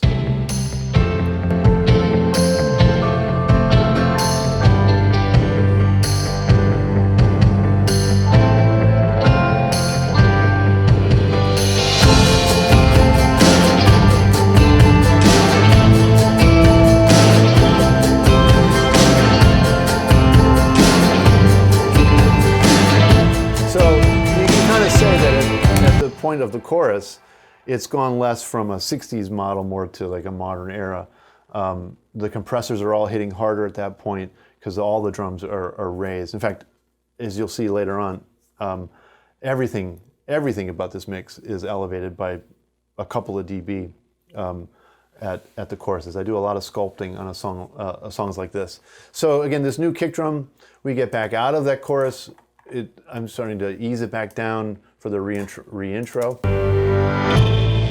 Kick drums back down a bit. And then at the verse, really quiet, right? One of the things that I wanted to do with this song was to sculpt a little bit of, a bit more. They've already done a lot of great arranging, but as I was saying earlier, this bass guitar part is really unrelenting, excuse me. You got a verse here where, let's just solo this guy up. He's just sawing away, right? Straight eights, non-stop.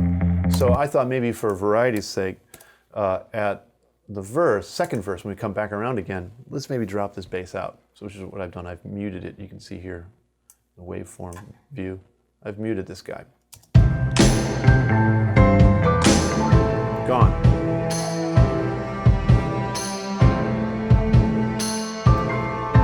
Really makes you focus on the legato strings, which are really beautiful and, kind of mournful. And then I reintroduced the bass here, along with Warren's awesome guitar. So it's a nice time to come back in again. So we're scaling things down and sculpting it a bit more than when it arrived, and bringing it back up again. We got this huge chorus, cymbal swell. So nice. Listen to this all day. What else is going on here?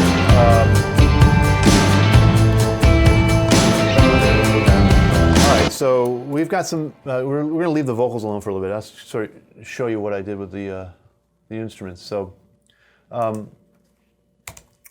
some piano parts here that are melodies, and you can see in my edit window, I've got automation moves here for this guy.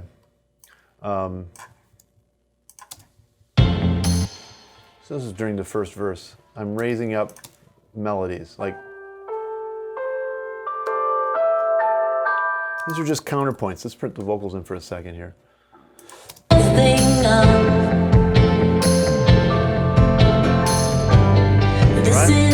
That stuff is all part of this philosophy that there should, in a pop song like this, there should always be a hook, and that hook doesn't necessarily have to be a vocal. It could be a guitar part, a piano part. It could be a tambourine. It can be something, but in general, There should always be something that commands your attention more so than the other instruments. And sometimes it's literally the only thing you're hearing. She stops singing. Katey, takes a breath, ends her phrase. There's a piano melody already there. I just turned it up. So it basically is like a baton in a race. You're handing off, the melody. There you go, piano. You hang on to it for 10 seconds, or maybe even just a couple of seconds until she comes back in again. So I've done that throughout this track, and that's no news to anybody. And I think that's pretty standard mixing. Turn stuff up so you can hear it. We're doing it again here. These nice little parts. This is right before she starts her voice singing.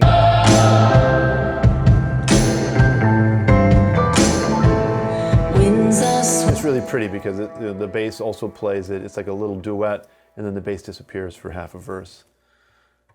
Takes his bow. So yeah, there's basically sculpting of tracks. I do this with all the piano tracks. There's 2 main tracks that do a lot of playing, and I'm turning them up and turning them down, but mostly just setting a level and then raising when I feel there's some dead space or I'm having a hard time hearing something. Like, am I supposed to be hearing something there? Is there something important happening?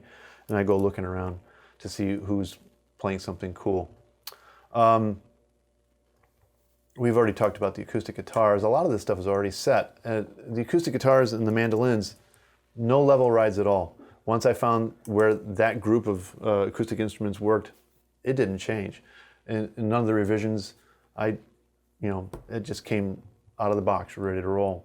I did do a little bit of leveling, or riding of the faders, or changing the automation levels on the tremolo guitar. So let's just solo that up. You can see what it is that I'm doing here.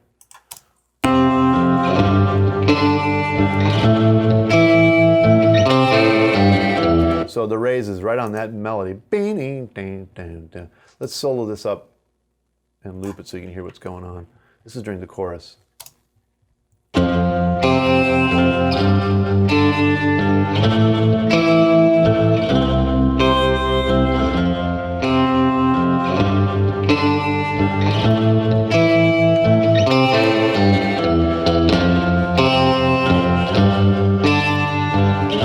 That's a pretty subtle change, but it actually makes a bit of a difference. I'm raising it at that phrase, and then it stays up that whole time. And the reason I did that is because during the chorus, at that section, right at the beginning of the second half of the chorus, that's when the timpani come in, and they kind of suck up a lot of sonic real estate. So I found that once I'd raised that tremolo guitar melody, if I were to let it sink back down again, it was getting lost in the introduction of that timpani. So let's have a listen. You can see what I'm talking about. A couple bars before that section.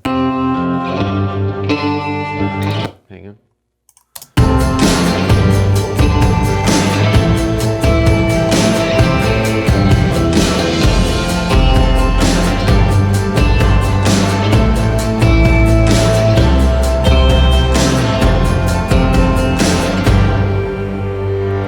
So I don't know if you heard it there, but this timpani comes blazing in. I've done a little bit of editing on that editing of it. Originally, it was turned on. It started playing at the top of the chorus, and I made it come in just halfway through because I really thought it was important for the listener to focus in on the vocals, and it seemed to be distracting. It's such a dramatic element. Sometimes a part that's so dramatic like that works best when it's deployed less often. So it's such a cool bit. I felt like I had to do something to it, which unfortunately for the timpani player, it meant less of it. And in addition to that, I wanted to send it out to the far right stereo, left and right, which is why, we put some compression on it, and the tape head saturation plugin seemed to really help send it out to the outskirts of the speakers or your headphones, so it could be loud but not interfere with that center information, which is where my vocals live and my kick and snare. So let's listen to the whole thing here. See if you can make out this this timpani part. This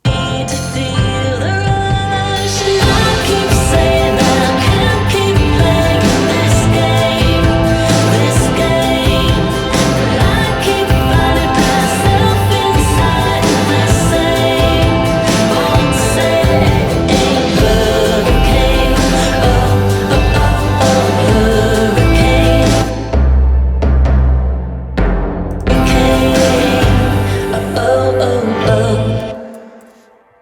again, I could probably find a way to turn that up even louder, but I don't know that that's going to be that's going to serve the song all that well.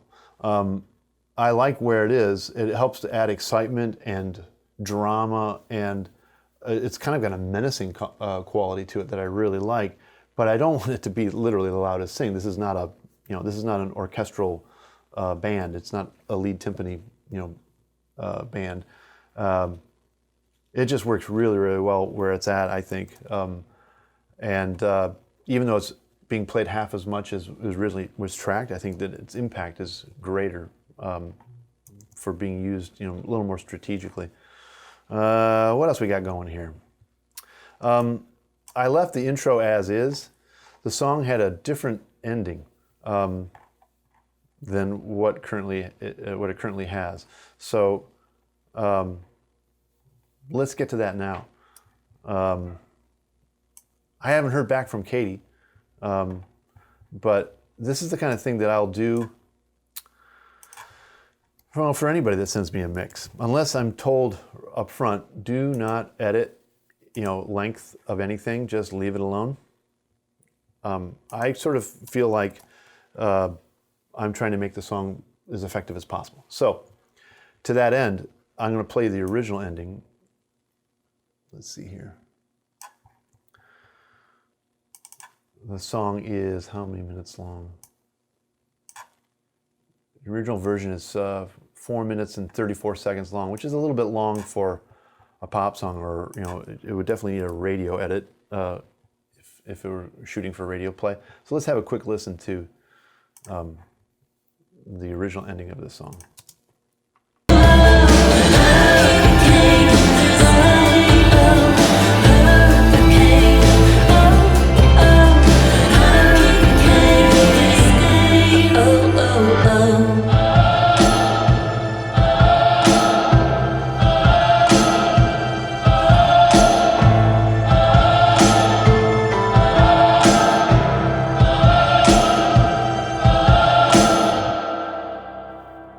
That's an awesome ending. It's a nice return of those vocals. All of the key elements, the beat is there, the tambourine, all of the stuff that we heard up front. My only issue is the song was already 4 minutes, 34 seconds. And it's a long kind of spinning out. There's a lot of drama that we've built up in the final choruses and outro that seems to dissipate. And by the time the song was ending, to my ears, I'd kind of lost the thrill of this dramatic build-up throughout the last minute of the song. So I decided I'd try to do some things, and in the spirit of that, I was listening to the final chorus. Let's go to the final chorus and have a quick listen to this. Let me just put this, for the purposes of things looking prettier here, back to my waveforms. So we're going to listen to the final chorus into the outro, and I'm going to stop and then show you what I did. Hang on one sec. Okay. Oh, say, I keep saying I can't keep playing this game, but I keep finding myself inside the same. Oh, say, hurricane, oh, hurricane,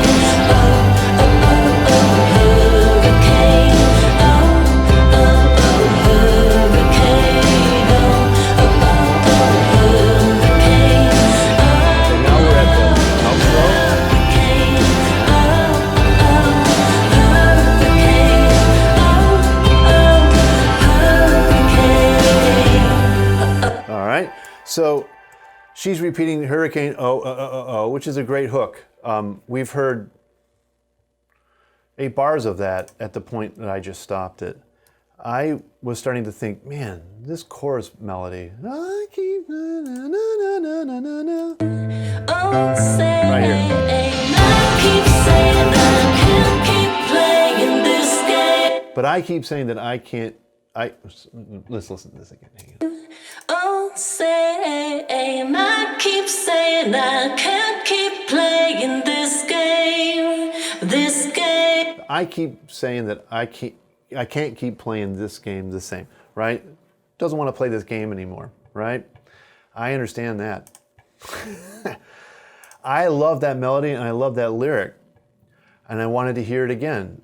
It doesn't. Once we get into the outro section, she switches to a different melody, hurricane oh oh oh oh, you know, hurricane oh oh oh, which is great. But we got a long outro section, so why not reintroduce this phrase? And I thought I'd even put a little spin on it by re-editing it. So let's just listen to what I did here. This is just the new. But I keep playing this game. So again, this is something that some people might not like, and the writer of the lyrics and the singer might come back and say, you know, I really don't want you to change the intent.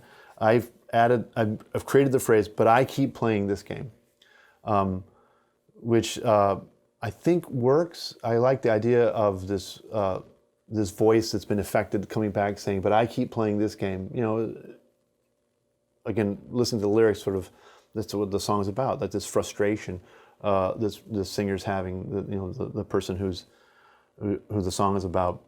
You know, I've had enough of it, I can't play this game anymore. And this serves two purposes. One, it sort of puts a different spin on that, the sort of the hopelessness, the sort of endless quality of it. I keep playing this game. It also shortens the phrase so that it fits in with the structure. So it served two really good purposes. Let's listen to it mixed in here.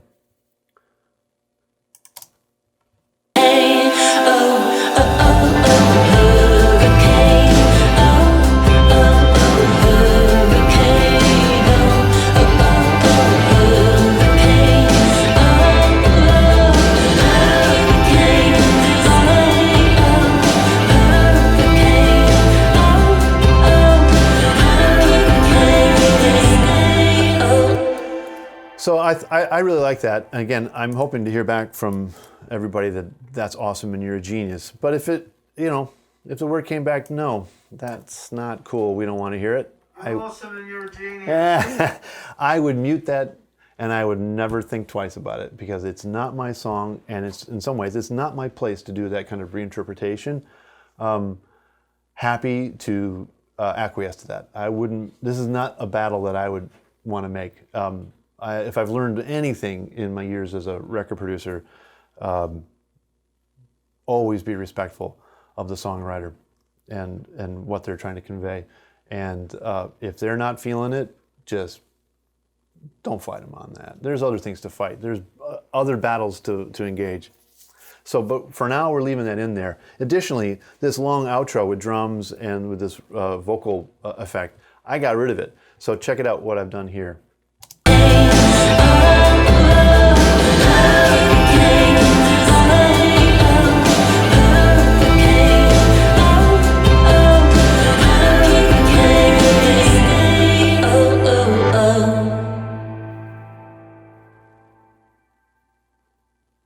You hear that long reverb at the end? That's that crazy Sound Toys Galaxy verb ringing out. And man, boy, does that make fun fade outs.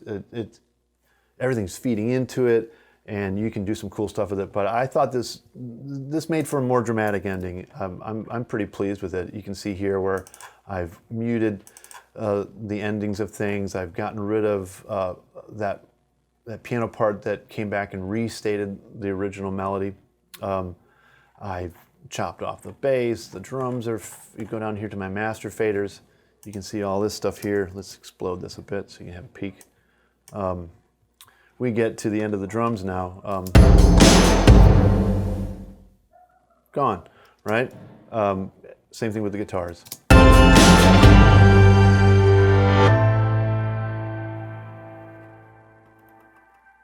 I'm just chasing down. Once that reverb's done, I'm out of there. Vocals already ended, so she's already naturally singing, oh, oh, oh. It's really cool.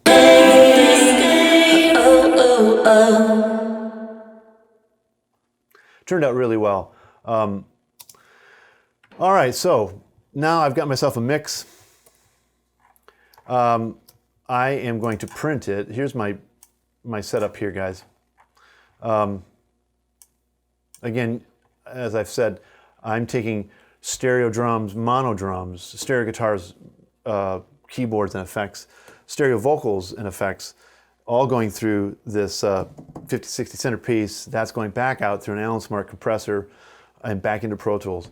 That's arriving here on my stereo aux return. I call it stereo return because I'm just that crafty. And I'm putting my L3 multi compressor on there. You can use anything you want. I also like the Massey L2007. I mean, there's a million of them. They're all great. Slate's got a bunch of cool stuff too. And I'm leaving that on now, and I'm bussing it internally. I'm having to use bus 29 and 30. For some reason, that just seems to be the one that I like to use. No reason. I've got a stereo track that I've created next to that. The input is bus 29 and 30. So they're adjacent. They're right next to each other. And I always label my mixes the same way. Name of the song, obviously. In this case, because it was for this purpose, I've put my initials in there, BW. But I usually will just do like Hurricane Mix, capital M-I-X. For some reason I like to capitalize, not the name of the song, but the word mix.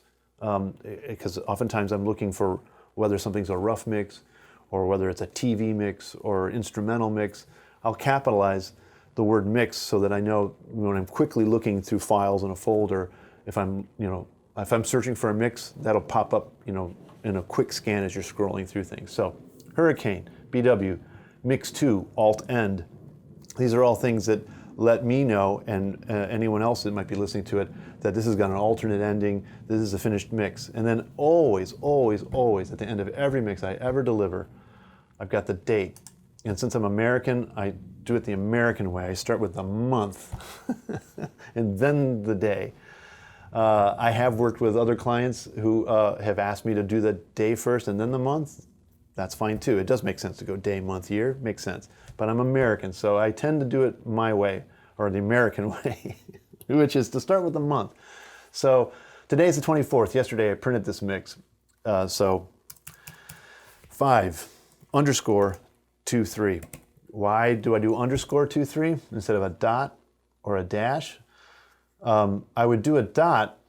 This is just my own purposes. I do a dot if it's a mix that doesn't have mix bus compression on it. Remember I was telling you about this L3 compressor?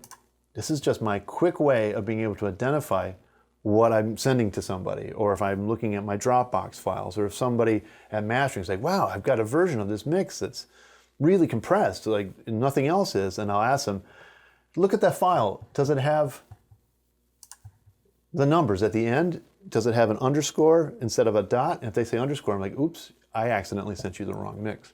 It's a quick way for me to tell. All of my mixes, anything that comes out of Seagrass Studio, if it's got the date on it, 5/23 or January 1st, 1/1, if that's separated by a dot, that's an uncompressed final mix. If it's got 1_1, it's got this extra compression for approval on it. It's really easy for me to answer those questions. Some clients don't want to hear the mix with any of that bus compression. They don't have a problem just turning the volume up. And if that's the case, they're getting dot mixes. And again, it's just for my own purposes. It helps me to keep organized and to keep track of things. And if you're working on, a dozen songs, 1 month, and then you're doing another totally different project, it can get kind of confusing. So these are just my ways of organizing my files and keeping things straight. It's also something I can tell a mastering house. So if I'm uploading an album of mixes to be mastered, the main mixes will be 5.23. I might also send a folder containing all of the L3 compressed mixes, and they'll be underscore. And I'll point that out to the mastering engineer and their assistants to make sure that they don't accidentally use the wrong source material. It's a quick way of doing that. I guess I could add, with L3 or without, but this is a quick, convenient way to do it that, I've maintained the consistency with this for at least a decade. Seems to work for me. So that's it. I print it, and I'll show you what else I do. When I'm done, I'm getting ready to send it to my client. I will, I use key commands. I forget even how to do it. Export, is that what I'm doing? Anyway, I'm exporting my selected file. File type for approval is most often an MP3 interlead 44.1. I choose my folder. I've set up a folder on my desktop or on my drive for Hurricane mixes, capitalizing the word mixes. Let's send this. Man, why not go with the highest kilobytes per second rating? You know, why mess around? That's what we're doing. You choose a destination, etc. So it exports. We can talk a lot of this. Oops, here we go. We go over to my Hurricane mix session folder, which is already open. We go to, let's see, where am I at? Hurricane files. Where is this guy? Hurricane mixes. And here we've got the alt end, right? Hurricane BW mix 2, alt end 5_23. That's the month and the date. Here, let me just do this, click this out of here. I have a Dropbox account, and boy, is that great. I drag over and drop in. Again, if you're as old as I am, this is miracle stuff right here. So I drop this into my Dropbox. I go over to my laptop and I open it up. And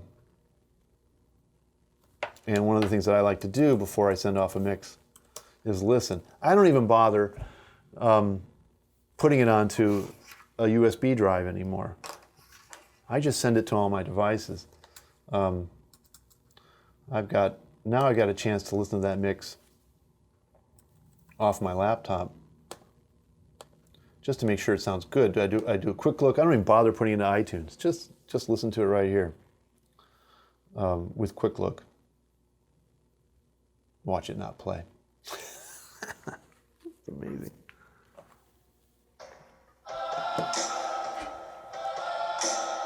This is a huge part of what my mix day is listening to it on laptop speakers. Obviously, you listen to it in your car, and you listen to it on your iPhone, right? So I check it here. That sounds great. I've already listened to this before, but I also have the Dropbox app on my phone. So I open up Dropbox, and the time it took for me to just do this, I'm up and running, right? Click on it here in my Dropbox app. Come on, baby, play. You're on.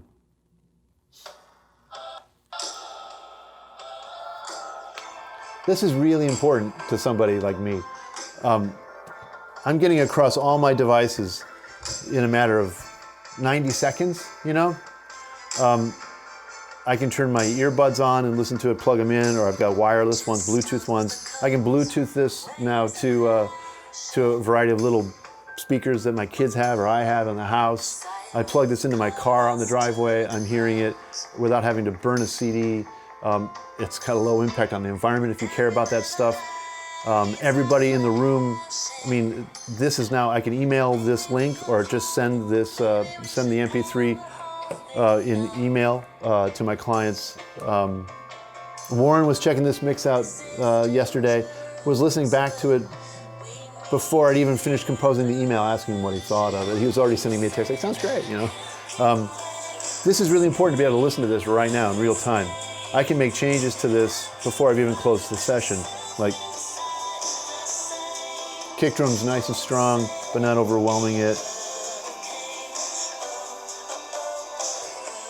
You might think that I wouldn't want to care about how it sounds on an iPhone. And you think that somebody like me with a recording studio in his backyard and access to all this great stuff would never listen to anything critically on iPhone. And you'd be wrong.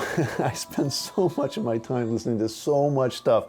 I listen to the radio off my iPhone. I listen to my mixes. I listen to you know, classic rock. I listen to Apple Music streaming through my iPhone. Sometimes I just don't feel like having earbuds in. And sometimes I'm like walking around, you know, doing chores. I'm doing the laundry. And I don't have like a stereo system in every single room of my house. I mean, maybe someday. But you'd be surprised how often I find myself listening to this itty bitty damn thing right here. Like, I have to make sure my mixes sound good on that.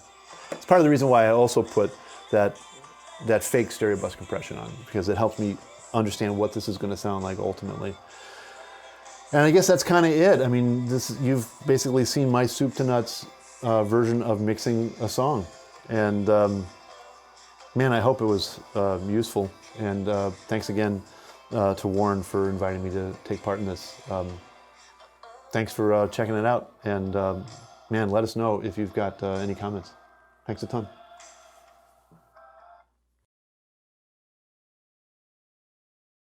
Hey, it's Warren Jewett here. Hope you're doing marvelously well. So this is the little bonus video for the Brad Wood, David Glenn mix of Hurricane. Hurricane is a song that I produced, or Hurricane. But for where I come from, it's Hurricane. Although she sings it, Hurricane. No, she sings it like I do. Anyway, this is the original mix that I did back in 1852. No, I think it's like 2 or 3 years old now. It's a song I produced at Harmony. Those of you that follow me know that Harmony is a studio where I have a C7, I have a Neve BCM 10. But when I was doing it about 2 years ago, I did it through my CADAC. So my CADAC console, shoot to slide shot now of the CADAC. The CADAC, you going over, can you see it? Yay, the CADAC console over there, coming back. The CADAC console was my kind of everything console over there. I had a BAE, I think a 1073 in there where I tracked vocals. I had a stereo tube tech, which was really nice for doing the piano. But everything else, all the drums, you name it, bass and everything, all went through the CADAC. So I would track on it and then I would mix on it afterwards. So we just set up the mix here. It came back 90-something% the same. There's just something about when you've got analog equipment, which leaves a lot to be desired. You'll never get the mix exactly the same. Even when mixing on an SSL, when I've mixed with CLA, he just says you can't get the recalls to be exactly the same. And then of course you get, I did a mixed an album with Tom Scott. Sorry, not Tom Scott, that's a horn player, Jim Scott. And Jim mixes on RCA Neve. And we were mixing the album together, send out the tracks, the band would come back with some comments, we'd tweak them, move on to another song. And then about a week later, they'd be like, oh, that second song you guys mixed, can you tweak it? And Jim would send back an email, no, but I can mix it again from scratch. So getting it to recall exactly, is fun. So we didn't, but we got it near as darn it, as close as humanly possible. So you're going to get the Hurricane mix, my version. I know that Brad did an edit. I know David did his thing. So this is the original mix, and this is how I did it. It's nowhere near as probably complicated as the other guys. I think Brad was, most of it's recorded the way I want to hear it. Like if I go here, there's not a lot going on. I mean, wow.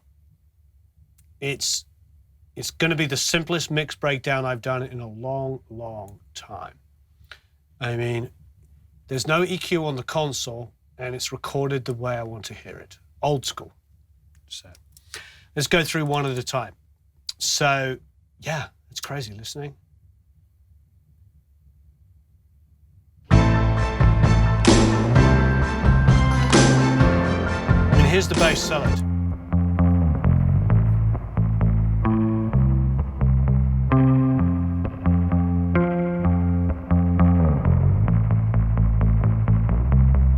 I mean, what I do is I put the bass through a guitar amp. And it's got the verb on it. So it's printed like that.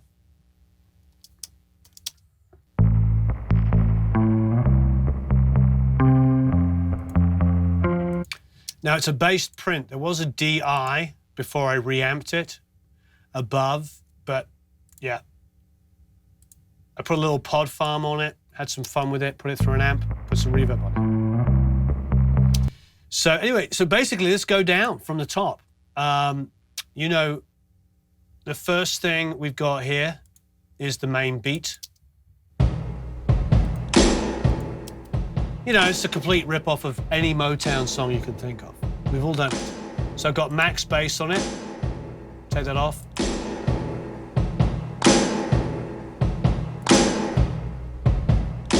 It just solidifies some of the low mids and the low end of that kick, but not huge bottom end boost. Next up is the reverb.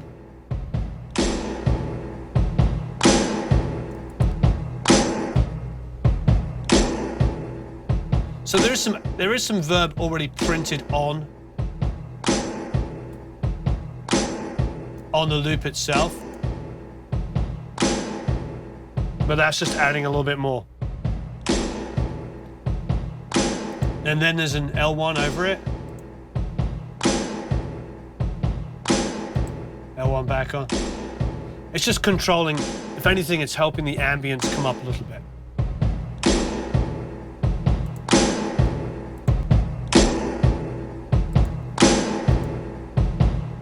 Cool. So not making a huge difference there. I think that if we just solo those elements that are in the front, the bass print again.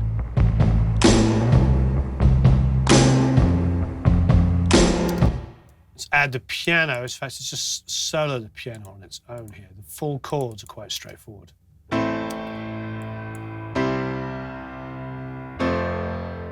That's probably me sitting at the C7 in harmony. Yeah, I did 4 takes.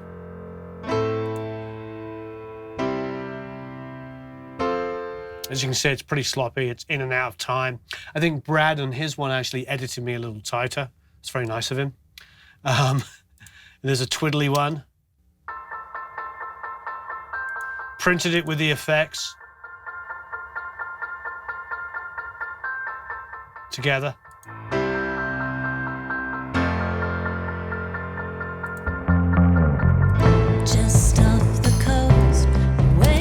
So essentially, I mean, like, everything is kind of committed here. Like, the only thing that's going on this piano here is the MV2. And as you know, those of you who've been watching any of my tutorials on Produce Like a Pro, now look what I do. Take it off.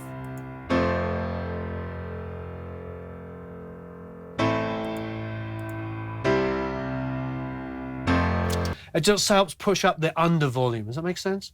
Basically, it's kind of like parallel compression. It's not parallel compression, and everybody will correct me. But it has that same feeling because when I use the parallel compressor, I can have the energy of the piano has a lot of transient, then decays really quickly. By doing this, I compress the whole signal super heavily, so it never really decays down that much. There's always an energy to the track. To me, it's like, I think the best plugin that Waves have ever made. We can have an argument about it if you like, but I love it. I use the MV2 all the time. When I discovered that plugin completely accidentally one day, I'm like, what does this do in my new bundle? It's unbelievable. The L1 used to be my go-to on guitars and stuff like that. The L1, what I would always do is I'd bring the input and the output level down. You know, there's that control where you can bring them both down together. And I would find the peaks and the average, and I'd bring them down. So so the output level would come down, you know, so it corresponded. So it never got any louder output-wise, but it got fuller. So my L1 was always my trick, especially on heavy guitars, to just kind of make them fat and bass guitars. But with the MV2, it does that and more. It just brings energy from underneath. And I used to parallel, when I was only mixing on a console, I'd parallel compress all the time. Now I don't need to. So that's everything that's going on in the front. The vocal comes in, and, you know, not a huge amount of processing, because what I did is I did everything I needed to do on a print track. Just off the coast, the waves are crashing. Sirens call us to the rocks. So basically, I went a little crazy. I've got a de-esser, an RVox, a pod farm, and another de-esser on it. And then I printed back through the console. So this is the processed vocal with no vocal. With no reverb, sorry. Just off the coast, the waves are crashing. There's a reverb back in. Now, the reason for this is, like, you can see I'm hardly doing any work to everything because I recorded it the way I wanted to hear it. you know, there's that thing with somebody was telling me that Westlake, they recorded Boston, and they went in there once and they pulled up the multi-tracks and they laid the tracks, the 24 track out over the console, put all the faders at 0 and panned them the way that they panned, and they pressed play and it sounded exactly like the final mix. And I think that's very true of all of the Queen stuff, which is, those of you who follow me know I'm a huge Queen fan. And their productions in the 70s were, you know, they recorded it the way they wanted it to be. So the blends, because they had to bounce within tracks, you know, they only had 24. In fact, Bohemian Rhapsody was done on a 16 track. So what they would do is they would take like 4, 5, 6, 7, 8 tracks or whatever and bounce them to one. So they had to blend it the way they wanted it to be.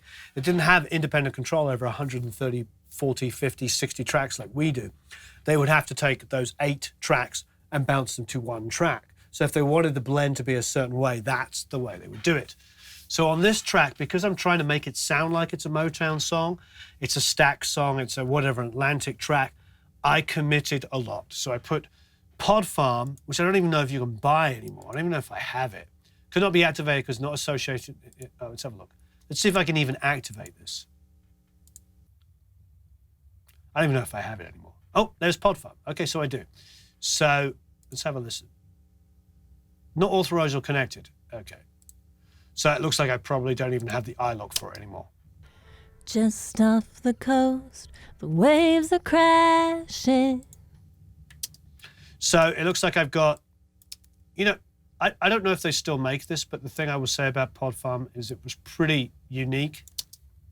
Just off the coast, the waves are crashing. The fact that you can choose to put it through says Jazz Clean. Any of us that know amps will know that's a JC120. And a compressor that looks a lot like an LA2A but doesn't say LA2A on it. It's probably an LA2A. You know, they have a black face, which is 64, so that's probably a Fender black face. You know, it's probably a deluxe or something like that. You know, they couldn't buy the licenses or whatever. But, you know, that kind of gives it a sound. I think amp simulators on vocals and stuff like that are tremendous. So that's also bounced through the Katey console. And then, of course, you've got the reverb on it.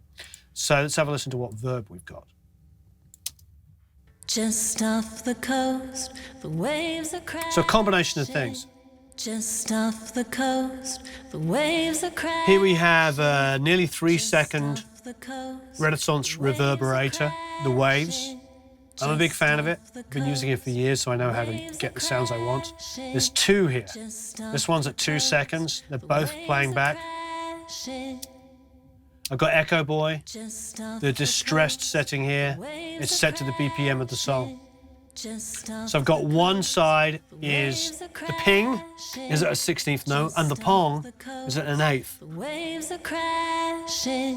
Just off the coast. And there's a vocal sound that goes through the whole song. It's not like a track a modern track where, you know, I use reverbs and delays and I pull them up and down depending on which section of a song. This plays through the whole song.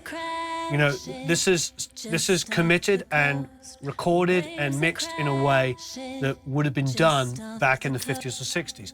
They didn't have multiple auxiliaries and faders to sit there and push up reverbs and delays and whatever. They were printing them as they go. If any of you have heard the multi-track of the Beatles stuff, the reverbs are on the tracks.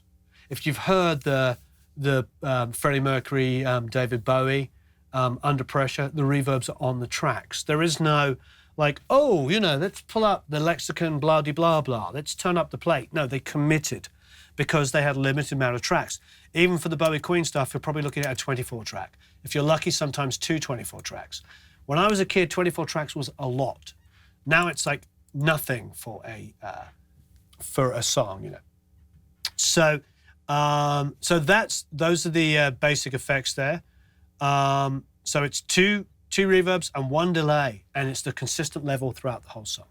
The only other thing that comes in is my old engineer, Phil, did these harmonies. I keep saying I can't keep playing this game.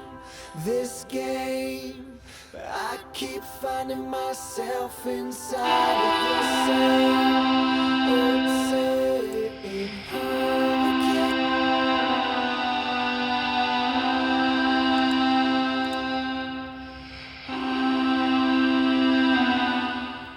And that's all of us. So that's me, that's Phil, and that's Katey.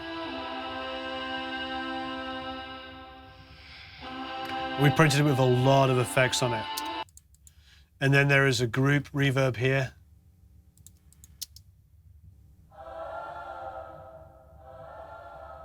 Again, all three of us.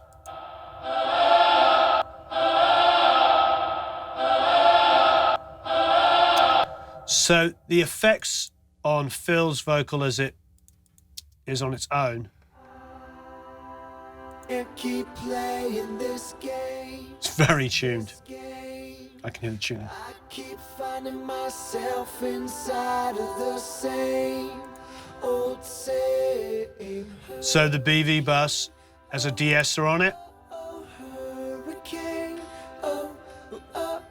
Hurricane. So basically, the way we recorded it is the way we want to hear it. There's no EQ, no compression on it, except for on the individual channels, except all the BVs are being grouped here. There's a de-esser.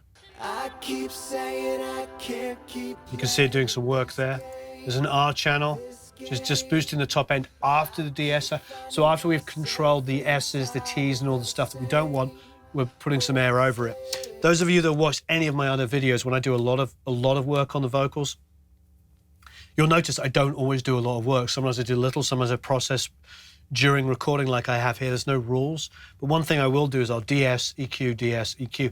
And the reason why I do that is that you get the vocal brighter all overall, but you want to DS it before you go in because you don't want to just boost unwanted stuff.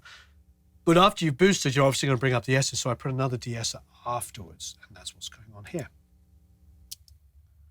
I keep saying I can't keep. So if I take those two de-essers off, This game, I keep finding myself inside of the same. so it's just a little lispy on the S's. So I like that ability to DS, EQ, DS. It's a little bit like, I was talking about Reed Shippen the other day, we're both being guys that have mixed quite a lot of SSLs. We like to use channel out. This isn't going through the SSL at all, as you know. It's just using the CADAC here with no EQ. And it does add weight. The CADAC's adding weight. But what we like to do, the secret of an SSL, the spankiness of an SSL is EQ into compression. And not only EQ, like going and boosting 3 to 6, sometimes more of a specific frequency, and then compressing it really heavily. So you get this kind of like, say you want to really push 3 to 5K on a guitar where it's screaming and biting your head off, and then maybe down to about 150 or 200 with some low mids, and you pull out the 2K. So you just get kind of a real modern American guitar sound, and then slam that into the compressor. The compressor takes those peaks of those low mids and those high mids and squashes them back in. And it gives us ka-pang, spang, spang, that spanky guitar sound we like. The same thing when it comes to snare drums. You want that pang, pang, pang. You want that SSL thing. You go to the 7K and you boost the crapola out of it. And then you put the compressor in afterwards and it pushes it back in and it gives it this sort of pang, pang. Everybody was like, how do you get that spanky kind of SSL snare tone? It's EQ into compression. So remember, a de-esser is just a multiband compressor. It's just selecting a certain frequency. Here, it's probably just defaulting. Here, it's 5500. There, it's 5500. And it's just a way of controlling high EQ, but remember, it's multiband compression, that's what it is. I keep saying. Cool, so, and again, it's going to the same buses of reverb and delay, so not a separate reverb delay thing. We're talking really, really simple mixing here. It's committed recording, and then it's mixing. So what else is happening? So I've got my pianos going on. It's going to, so here's our first verse. Just off the coast, waves are crashing. Sirens call us to the road. Here comes my telly. And everywhere the light. Tons of verb. Printed. No EQ, no compression. I think it was probably through my Pro Junior.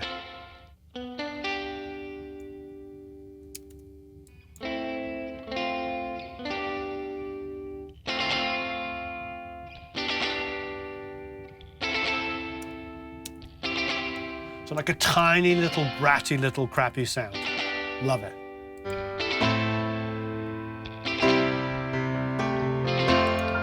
Tons of mistakes. Like I'm really out of time on this. This is all me playing piano and guitar.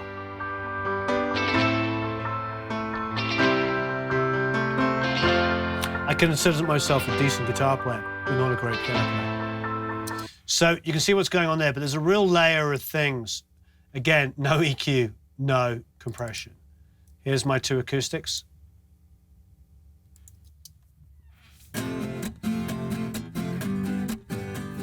And that's a small, like 3/4 size acoustic guitar, about this big. It's pretty compressed and committed to tape. And there's no EQ and no compression going on. It's recorded that way. So it's dark. And then I did a stereo mando playing. Same part. So the 2 together.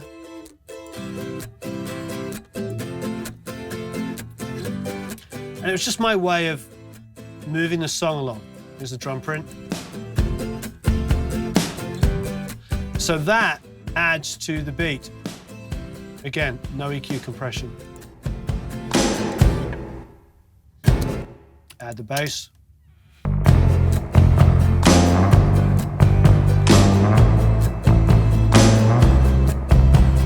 This is scaring you that I wasn't doing much. See, the thing is like, I totally committed on this, but to see Brad and David like take it and EQ it and make more of it was really kind of exciting. And that's why I had them both do it. And this is why you get to see how I did it and my process and why. Because, you know, this is the producer mixing his own track. Add the timpani in. Now, usually I use, as those of you who follow me will know, I usually use Logic. I didn't in this instance because we did this at my old studio and I guarantee that's Expand. So it's just good old fashioned, comes free with Pro Tools. And on its own, it's generic, but it's playing the same groove, the Motown groove, but it's following the bass line.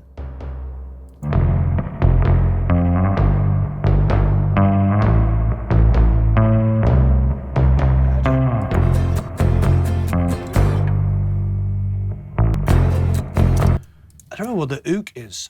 Oh, so this is the ukulele, which is sitting over there, hence the ook. So I've got ukulele, mandolin, and 3/4 size acoustic. And then of course the Telecaster.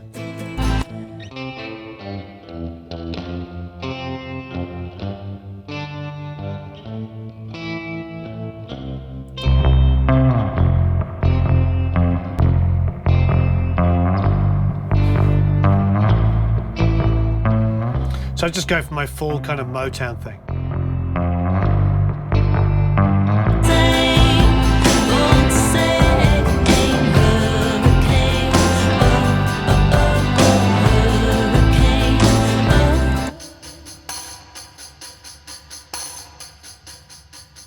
Again, tambourine printed with loads of reverb on it. So I really just wanted this to be that kind of Motown, you know, printed the way you heard it kind of track. Now, here's the one thing with my string part, is like, there's only so much you can do.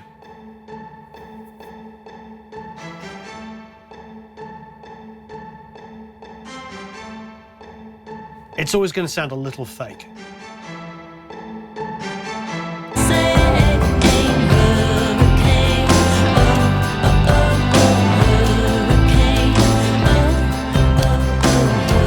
So let's go past the chorus.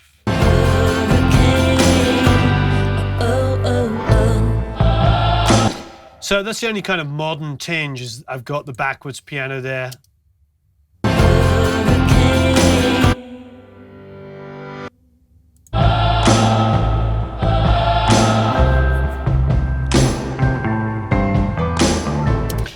One of my favorite pieces of music in the whole world is Wichita Lineman, which was written by Jimmy Webb. and Glenn Campbell sings on it. And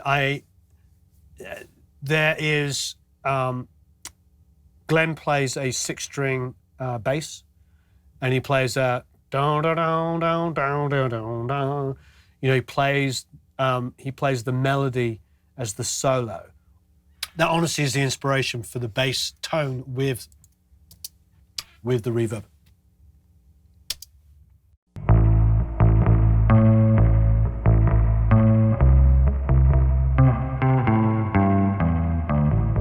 If you've ever heard Wichita alignment, it's a ba-dum, bum, ba-dum, ba-da. I mean, that's some of my favorite production in the whole world. And again, probably all completely committed. Double it up with the piano. Here's the strings. It's an interesting song to talk about the mix because it kind of mixes itself. If you follow my blueprint, which is why this is the bonus video, and you've got David and Brad who really took it to a new level. And then here's the BV coming in.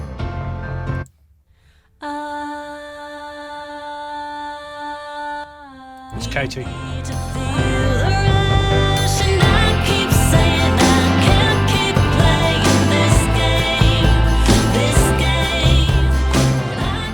It's cheated, it's flown. It's all flown from the first chorus.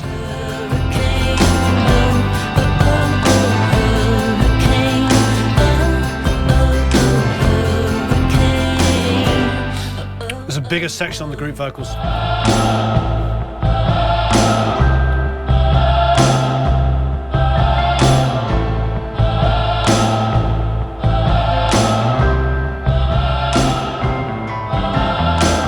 Marvelous. Okay, so here was the bridge again. And keep each other warm. It takes me and you. We can make it through. We are the eye of this perfect storm.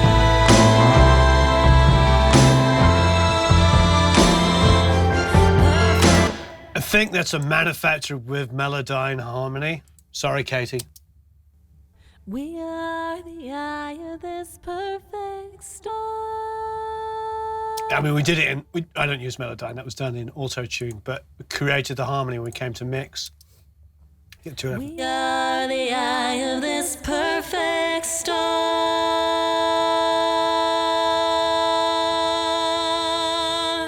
Perfect storm. You know, but like anything, you sit there and you create the harmony, you know, with a third above and all this kind of stuff. If you do it and tuck it inside of a mix, I mean, it's fine. I've done much, much worse things. I mean, I've watched people arbitrarily edit things in mixes just to make them great. And that's a big part of what you do. You know, be prepared if somebody gives you a mix to tune the vocal. And if tuning the vocal takes it to the next level and they fall in love with the song because of it, you're not throwing it in the face saying, oh, I had to tune the vocal. It's part of your job. Your job is to make something sound great. And if it means that you're tuning a vocal to make it sound great, then tune the vocal.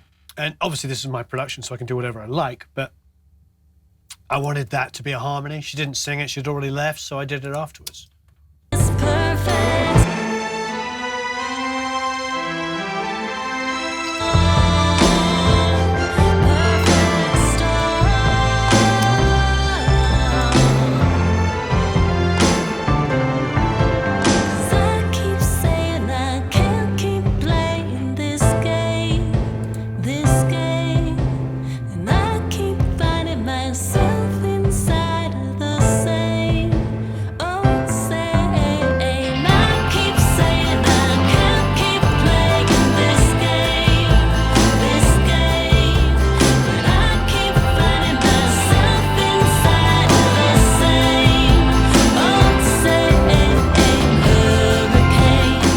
So all of the elements, the only thing that's really changing there is the string part to kind of take the energy up.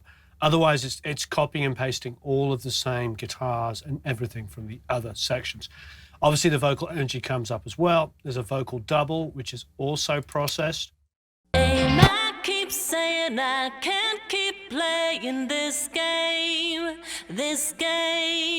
but I keep finding myself inside So the double, the same old same. that slap back is actually printed, slap is printed on the track. So that kind of adds some energy to it as well. And the little slap also gives it that kind of 50s tinge. So I think the only other thing that's important to note, you know, the Katey is providing so much noise. Look at that. Crazy. God bless old equipment. So is the master bus. So let's see what I did on the master bus. If we just go into chorus 2 here. I'm getting at least 3 dBs worth of reduction. And it's really giving me a lot more gain.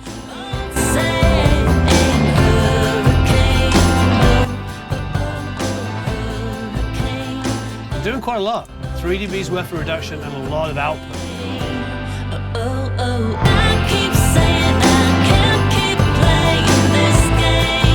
That's not being used.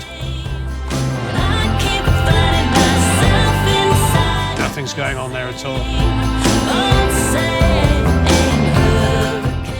L2 is not doing anything either.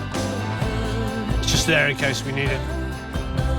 So really all that's really going on, unless there's this one for gain reduction.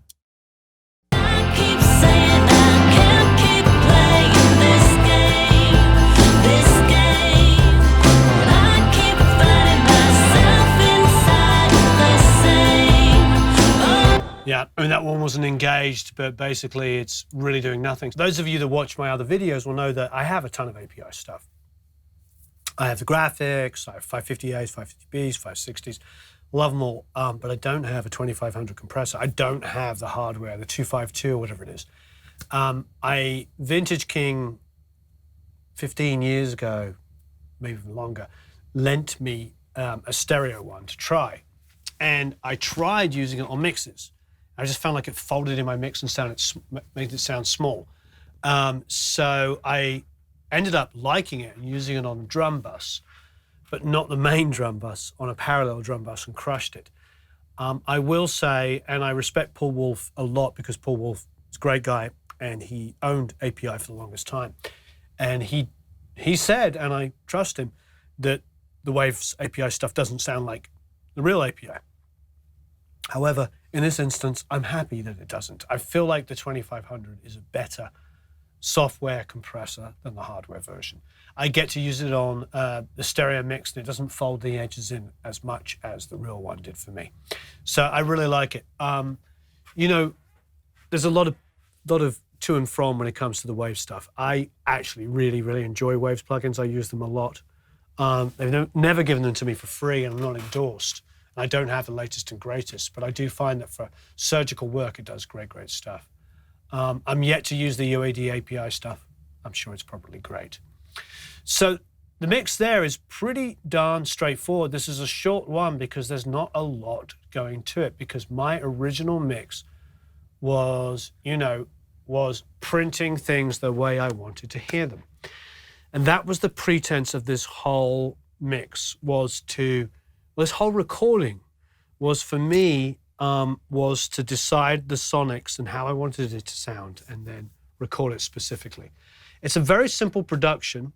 I think it probably was start to finish recorded and mixed in a day.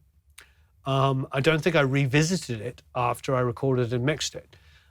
There's many other songs on Katey's record, which is called Periscope. There's many other songs where I did quite a lot more different style production. I didn't paint it so much in one direction, but I wanted this to be specifically a sort of trashier, lo-fi, could have been recorded in the 50s, early 60s song.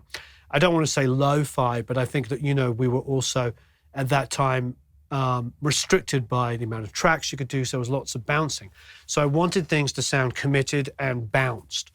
So when you come to mix this song, one of the things I might suggest that you do is you take it in your own direction, which might be adding your own drum sounds.